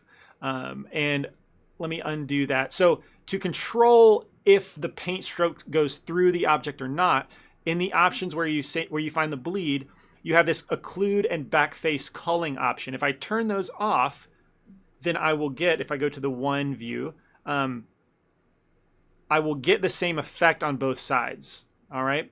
There is one more setting though to be aware of. If you go to the fall off option, normal fall off is on by default. It's I go over an explanation of exactly what this is doing in the treasure chest course. I'm going to try and speed up for the next 20 minutes. So go check that out if you want to know what this does. But I'm going to tell you to turn it off. It's not really that useful, especially for an object like this. For more round objects, spherical objects, it's helpful, but not for this. Now I've got that set up and I'm going to re-enable selection masking because I just want to focus on one object at a time. So double hit A to get nothing selected, L to select the blade. All right, so with the blade selected, looked kind of weird. Had the wireframe bit in there, it's kind of strange. What I'm gonna do here, if we look at the example, oh, it's switched. I want this to be Sword Beauty. Now, if I wanna leave this image here, there's a little pro tip, you can pin the image with this thumbtack icon. Okay, so now for some reason it switched over to the texture. So now this will definitely stay there. But if you can look closely, there is darkening that I put in the bottom, kind of where the blade meets the crossbar, because my thinking is that that's going to be the least used portion of the blade. The tip is going to get the most, the tip and edges are going to get the most wear and tear, but more dust and grime is going to gather towards the base. So I'm going to slowly drag out a darkening effect towards the bottom of the blade. And if you don't like the wireframe view, you can disable overlays, and so you can paint more clearly. All right, so we've darkened the base. Maybe we want to add a little bit of dirt, like a dark brown color. So instead of overlay, let me switch back to mix and change the color to be slightly brown. I'm going to keep this very subtle and just add a little bit of brown splotches, basically. Maybe darken it a little bit. All right, this is where you can have fun. You can start to project a story onto this. When I say story, I don't mean once upon a time, this character was introduced, this conflict happened, the wizard showed up, and happily ever after. I don't mean that, but I mean, in a lot of ways, the history of this object. So if this is not a brand new sword, it's got dents and dings, let's give some reason to this. It's going to be out in the wild, it's going to have seen battle. There's going to maybe be some blood kind of dried that's dripped down to this area. So it makes sense to add dirt and grime. And let's see, what else specifically to the blade? Well, I'm not going to get to the edges quite yet. I want to just focus on darkening the crevices essentially. So I've done that, you know, added some grime, but I want to darken specifically, very concentrated to create some ambient occlusion. So I'm going to go back to the darkening. I'll leave it brown and just maybe change the mix type to multiply, which is just a strict darkening. And then concentrate right there where it connects. That might look a little strange right now. Ooh.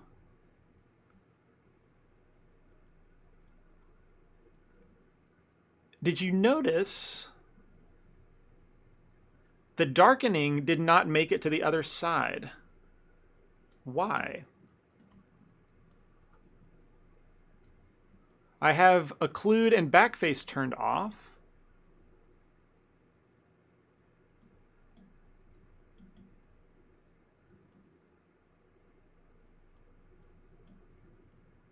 Oh. Oh, I know why.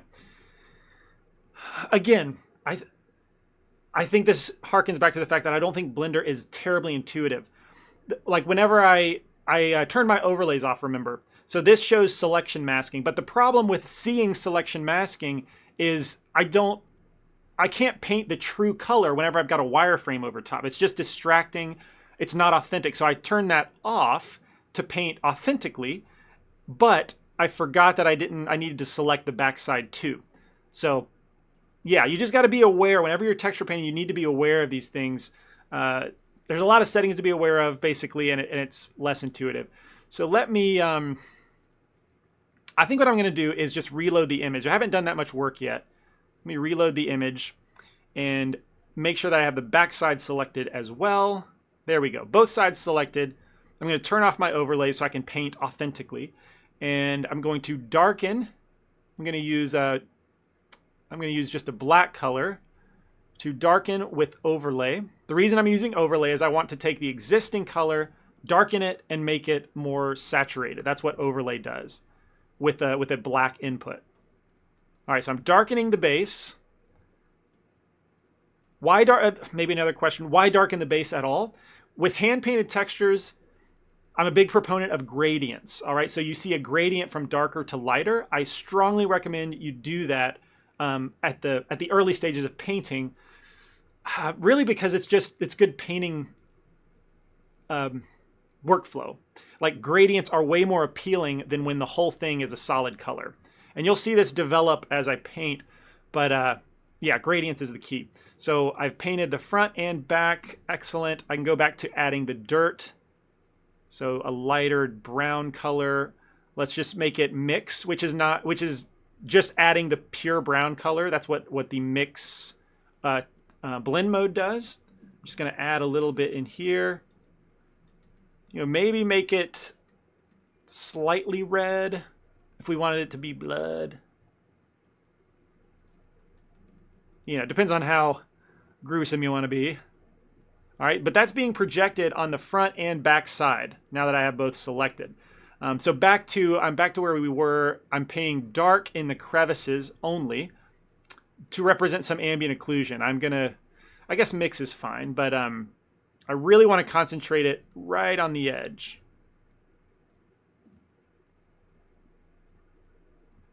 All right, it might look weird butting up to the other object, the crossbar, but I'm going to add the same darkness there too. So let's do that now. I'm going to turn on my overlays, deselect everything, just select the crossbar. And you can see just how like annoying that is that when I paint black, it's not the true color next to the blade. So I want to turn that off for authentic color representation. And what was I doing? Yeah, so I'm adding the darkness. Now at this point, I do want to respect occlusion, right? I don't want to paint this stroke and it ends up down here randomly. That's not what I want. So let me instead enable occlude and backface culling.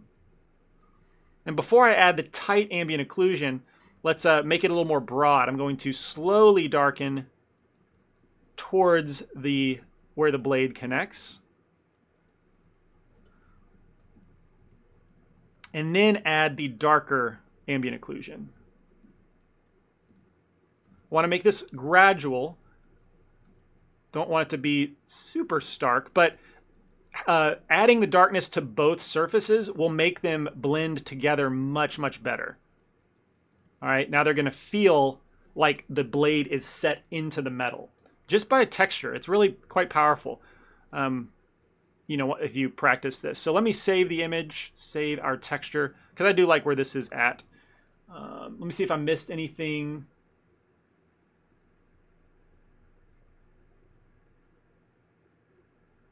Oh no, first strike. What did I do? For my blade, I turned on... Oh, that's your first strike. Yeah, yeah. So if I mess up too much, is that what maybe you're referring to? If I mess up too much, you guys should just bail and not pay attention to me. Yeah, I agree. So let's... we darken the top. Let's treat it the same way. Anytime you have two like pieces of your model coming together, it's going to make sense to darken it, especially if it has any age to it. So darkening around the blade, the handle certainly is going to make sense. Keeping it broad at first, making sure, okay, so this is something to keep in mind. If I make too many strokes with occlusion on, you're going to see that it cuts off right there at the harsh 90-degree angle. The reason being is it can't project to the other side. So, you know, maybe it's better to actually disable these. And maybe, I'm trying to think, could I do it from the front view? Nah, that doesn't really work. Maybe I'll just kind of do it by hand and just be careful how much I'm projecting onto the other side. Okay, the reason I'm doing it like this is I don't want the 90-degree angles on the edges. There we go. Now it's very consistent texture being projected all the way through. Then for the tight ambient occlusion, right around the edge, I'm going to switch on occlusion and culling. This also is a good opportunity to maybe enable X symmetry, or even X and Y symmetry, because this model does have that. And I can just paint on one quadrant, and it's automatically added to the rest of it. All right, so making this tight darkness, ambient occlusion is going to, again, make this handle feel like it's really connected to the hilt, to the cross guard. So if you kind of zoom back, very little complex painting has happened, right? Base colors. Now I'm adding second layers of pretty broad strokes. You know, darkness around the crevices. You can also add lightness too. I haven't done that yet, but if I switch my color to white and change it back to overlay. Again, overlay, I use that anytime I want to take the existing color and either darken, saturate it, or brighten, saturate it. All right, so now if I make the strength really subtle, let me turn off symmetry. Again, this is where I want to break up symmetry. So, you know, I like to randomly touch the color, just make little strokes, and it breaks up the monotony of the base colors that I started with. So I can do the same thing up at the, I want to do it on the blade, but I have selection masking enabled. Let's just turn that off. All right, same kind of thing, just lightening certain parts of it. All right, in reality and in hand-painted textures, variety of tones is important. You don't want to just see a solid block of color. It's pretty boring. So I'm going to switch now to the dark. Or it's actually already there. So in the vertical color selector, and then also maybe in the brush menu, you've got two slots. If you want to switch between them, just hold Control. And now I'm going to be darkening as I hold Control. So this is good. I like to touch both. I like to, I've created the harsh edges, which I didn't want. I think because I have occlude and culling enabled. Bummer. Anyway, it's not that big of a deal. But I'm going to, for each color, I like to touch a little bit lighter, change, you know, kind of do random splotch patterns for a little bit lighter and a little bit darker. That's kind of how I approach the painting, hand-painted texture process. Yeah, I've really kind of created a problem. This is what I wanted to avoid, but But you know, you need to really be on top of when do I have occlusion and backface culling enabled. Uh, yeah, so it's unfortunate. I think there's much room to develop for how intuitive texture painting is in Blender. But here, so how am I going to fix this? One way that you can fix this is perhaps with the smear brush. That can be really useful because it takes the information that's there and I can kind of just smear and blur it in a direction of my brush stroke. It's actually working really well. Make it really strong too. There we go. You can actually like drag it over here. I did this in the wood painting for the treasure chest as well. Maybe here I will drag it out. All right, there we go. We've got some variations in the metal. I need to carry this down into the handle of the leather. Let's see, what time is it? Just a few more minutes left. Let me save the image. Am I missing any questions?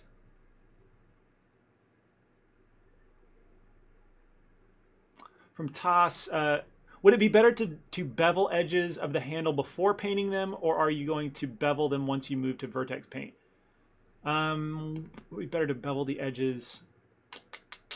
So if you're referring to the technique I showed in the treasure chest course, I'm actually not going to use that one. You definitely can use it, but for this I wanted to just hand paint the edge detection, which I'm going to move into pretty soon.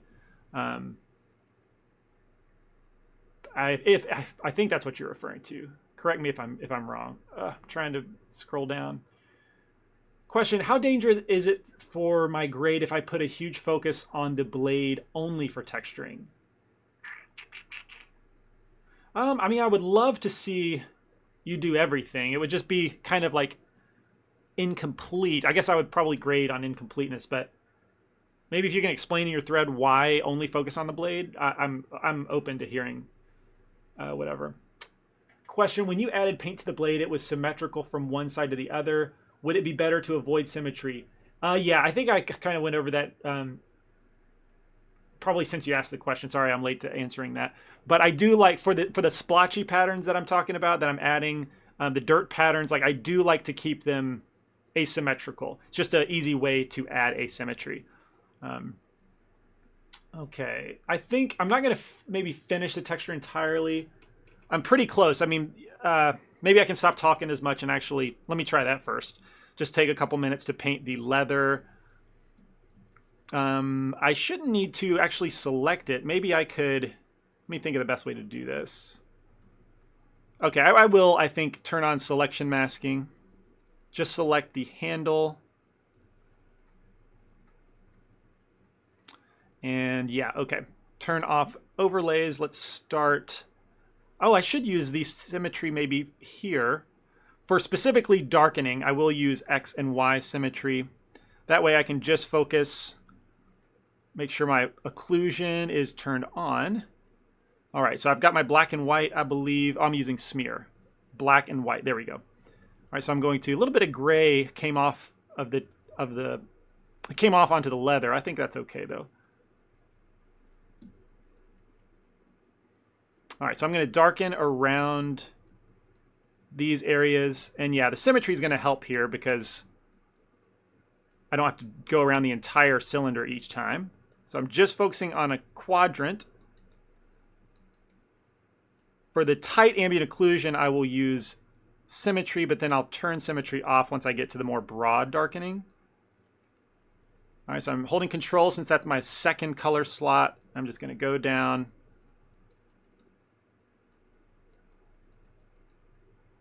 There we go.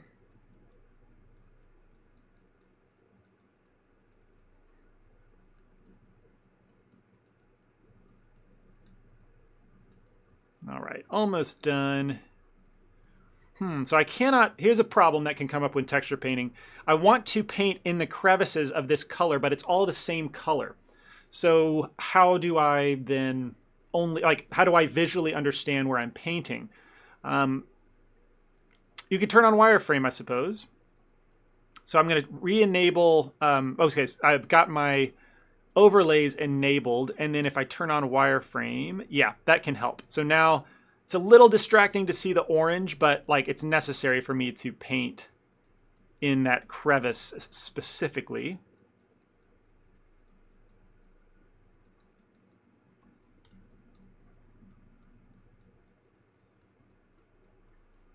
You can see me making a bigger brush, a smaller brush. I really do want there to be a pretty tight darkness in the very center of the crevice.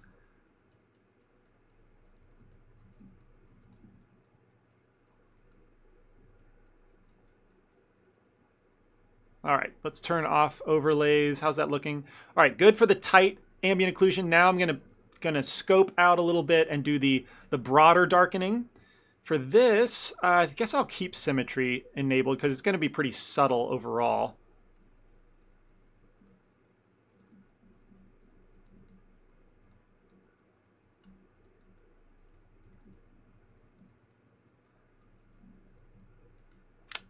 What I don't like about this is I'm darkening the metal pieces way too much. Let me undo. And so for this, I guess I will just go ahead and select, I think bite the bullet, tab into edit mode, and go ahead and select just the leather portions. All right, tab back to texture paint mode, disable my overlays. And now I will only be texture painting on the leather. I won't be darkening the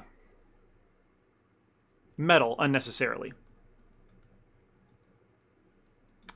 Okay, so you can see here where the seam is starting to make itself apparent. So I need to I think that's where the seam is. Oh no, that's not where the seam is. That must have just been yeah, it must have just been my occlusion. So really, I guess it would make maybe more sense to turn occlusion off in this case. Because you can see where like we're getting a stark line right there, and I definitely don't want that. I can always jump over to smear and maybe smear that out. There we go. We do not like seams and sharp lines being detectable. All right, there we go. So we've got some nice leather, age involved. You know, maybe if it's got a little bit too dark. Maybe I can put white in the middle, like I've got my white color now. That's kind of adding a little bit of lightness and variation. And then I need to, okay, I can maybe tab to edit mode, turn on my overlays, invert the selection, Shift L to deselect these, and focus on the dark metal at the bottom. I'll go a few minutes over, but shouldn't be too much longer. The last thing I want to show you, the most tedious part, is going to be painting along all the edges. But we'll get there in just a second. Turn off my overlays, back in texture paint mode, and I'm just going to hold Control. Ooh, I forgot one.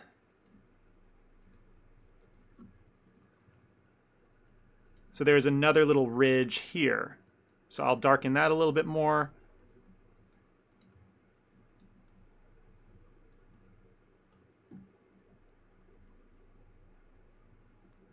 Sorry, I'm kind of bouncing all over the place. I want to focus just in this area.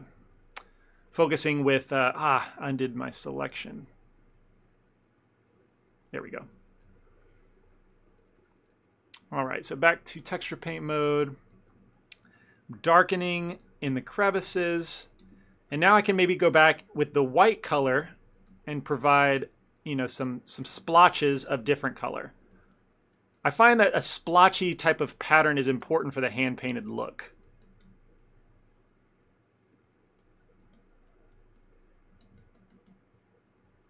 But variety is my main goal at this point. All right, that way nothing is a solid color, but once we zoom out, it's got a lot more depth to the texture, I guess. So the last thing I need to worry about, well, I need to also add some darkness specifically in here. Let's re-enable, oh, I've got symmetry enabled. There we go. So now I've got darkness on both the handle and the cross guard, so it's going to look like those are meeting up in reality. Now the last part of this texture, let me save it real quick, is the edge detection, which it's really not going to be detection. It's just me going to be painting a lighter color on the edges specifically, because most of your wear and tear is going to be concentrated on your edges. They're the most exposed part of any object, where the crevices are the most unexposed. So you're going to have dirt and grime gathering in the crevices. That's why it's gathered around here. Let's turn off that. Turn on occlusion. Just wanted to add a little bit more darkness in here. That's why you see darkness, dust, grime gathering in the crevice, and then it's going to be lighter once I get to the edges. Now for the edges, I still need to see that wireframe, so let's turn on my overlays. And I've got my white color. I'm still going to use the overlay blend mode. Where is it? Over here. And I can just start concentrating the white on the edge. Okay, so this is going to be hard at first because I need the wireframe there to show me where the true edge is. But obviously I can't see the final effect until I turn it off, which is, pretty annoying. But my first pass is going to be maybe lightly identifying the edges. I wonder if there's a better way to do this. There might be, but I'm just going to roll with this because we're running out of time. And it'll be effective enough. So turn the overlays on. I'm going to also turn, this is what I can do. I'm going to turn overlays on, also turn on symmetry in X and Y. All right, so this is just going to be broad edge detection. I'm just going to be lightly painting on all the edges. Since this object is symmetrical in those directions, I can just focus on one quadrant. All right, once I do that, turn off my overlays. All right, so now I've got a decent idea of where the edges are. And I can focus more specifically, maybe increase the strength and start. Okay, will I use symmetry? Go ahead, why not? This is a good opportunity to not use symmetry and add asymmetry, which I think the better choice, but just for getting somewhere faster. All right, so what I'm doing here is very sketch-like. I think a sketch-like approach to my brush strokes will create this type of worn and torn edge that I'm looking for. All right, so just stroking along the edges specifically, being splotchy. Whoops, there's a stray stroke.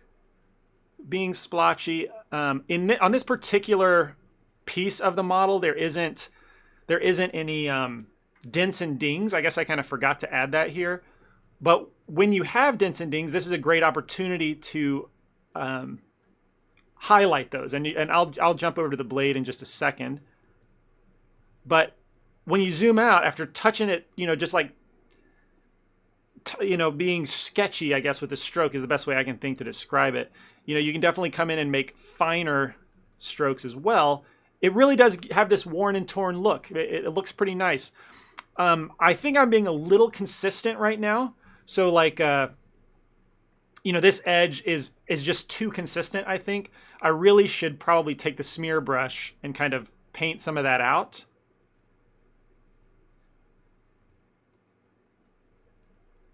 There we go. Make it a little less consistent. That you can start to see the symmetry. So if we turn that off, go back to the paintbrush, then whatever I paint is going to be asymmetrical. That's a good way to go about it. I don't want dark. All right, so that is the nature of painting edge wear and tear. And this is tedious for this process because you're doing it all by hand and there are a lot of edges on this. But it's a pretty cool look in the end. Let me save this. So now for the edges on the blade, let me just touch this really quickly. All right, so I'm using the white edge. Let me think. I think I will turn on symmetry just for the broad strokes specifically. All right, here's where it doesn't work. I added a little more concentration on this nick and it was mirrored to the other side, so that is not ideal.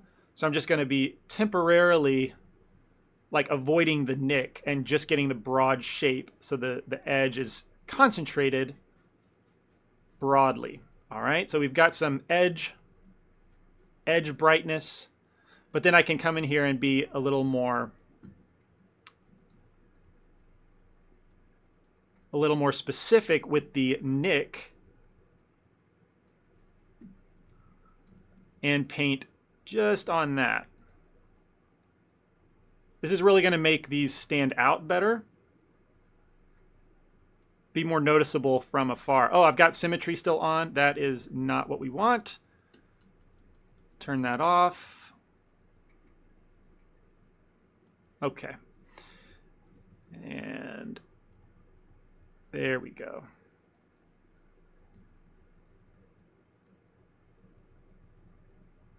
Also a good opportunity to maybe enable pressure sensitivity for the radius of the brush so that if I'm lighter, the brush is finer as well. All right. There we go. I'm going to end it there.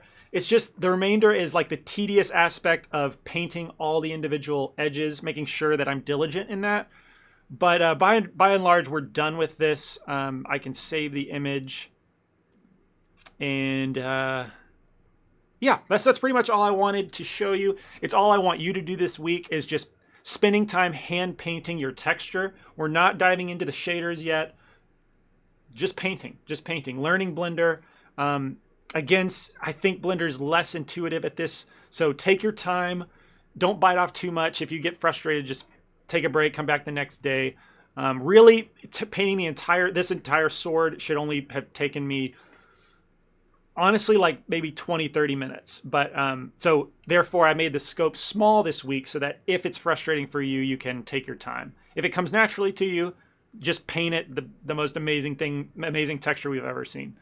But that is going to be all for the stream today. Let me just go back. I tried to fast track it at the end to actually, finish off the texture. Let me see if I've missed any questions. Why is there so much stress on realism?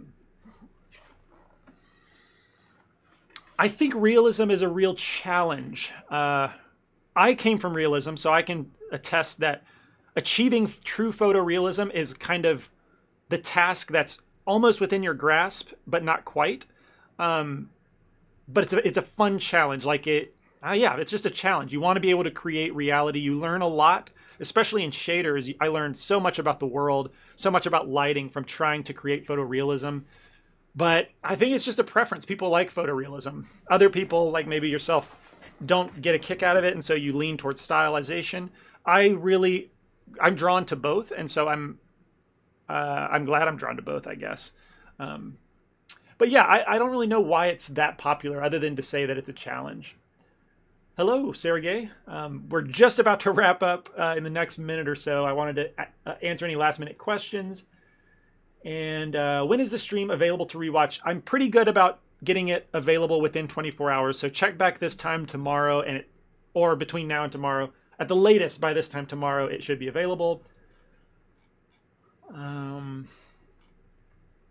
When coloring, how do you disable symmetry? Sorry, I missed that question, but it's these little X, Y, Z buttons up at the top. There's also, I think, a menu for it in the vertical column. If you click on your active tool settings, the symmetry options right here. I think I saw him say this, but is he using his pencil for this part? Yes. Once I started getting into detailing the texture, I prefer to use a pen and tablet. Just a little more artistic, more natural for painting. Is there a way to have paint layers, like a layer for base color, one for color variation? Absolutely, you can do that. It's nowhere near as intuitive as Photoshop. It's a much more advanced painting technique. I can point you somewhere. If you go to the past live events and painting a simple airplane, I started to get into that approach, but didn't really flesh it out the way I wish I had. I wish I had been able to. Again, it's not a terribly intuitive system, and so harder to work with than it is easier to work with, but you definitely can set up a layer system. It's just going to feel like pulling teeth. Let's see. But yeah, check that stream out if you want to see, if you want to glimpse that workflow. Omar, do you think if I take a year off 3D to learn basics of art, human figure, color theory, drawing, etc., I will forget too much of 3D and it will actually be harmful? No, definitely not. I do not think that taking a year off, as skilled as you are and as long as you've been doing this, I think you would pick it up pretty quickly. It might be like shaking the rust off of your skills, but like I don't think you can forget these skills that easily. I mean, you should know, like, you invest a lot into learning 3D, and I just don't think you're going to forget these skills. You get rusty, but you'll pick them back up.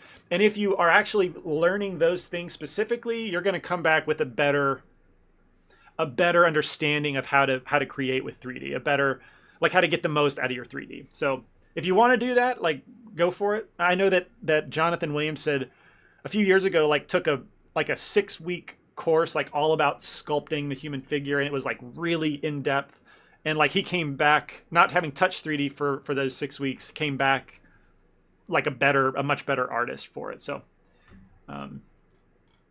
anyway, hope I answered your question. You will not forget too much of 3D, and it won't be harmful. All right, I think I've answered all the questions. Awesome. All right, so I'm going to let you go. I've kept you about 15 minutes over. Thank you for watching. Again, we'll be back in the homework threads. I'm going to finish grading everyone's week 1 homework. If you're just joining and you did not participate in week 1, but you want to participate in the remainder to week 2 and 3, you can do week 1's homework and week 2's homework and submit at the end of week 2 this coming Sunday night, and I'll grade both of them. So that's fine. Again, I guess that's it. We'll see you next week. Yeah, I think that's it. All right. Thank you guys for watching. Hope it was helpful, and I will see you in the homework threads. Have a good rest of your Tuesday.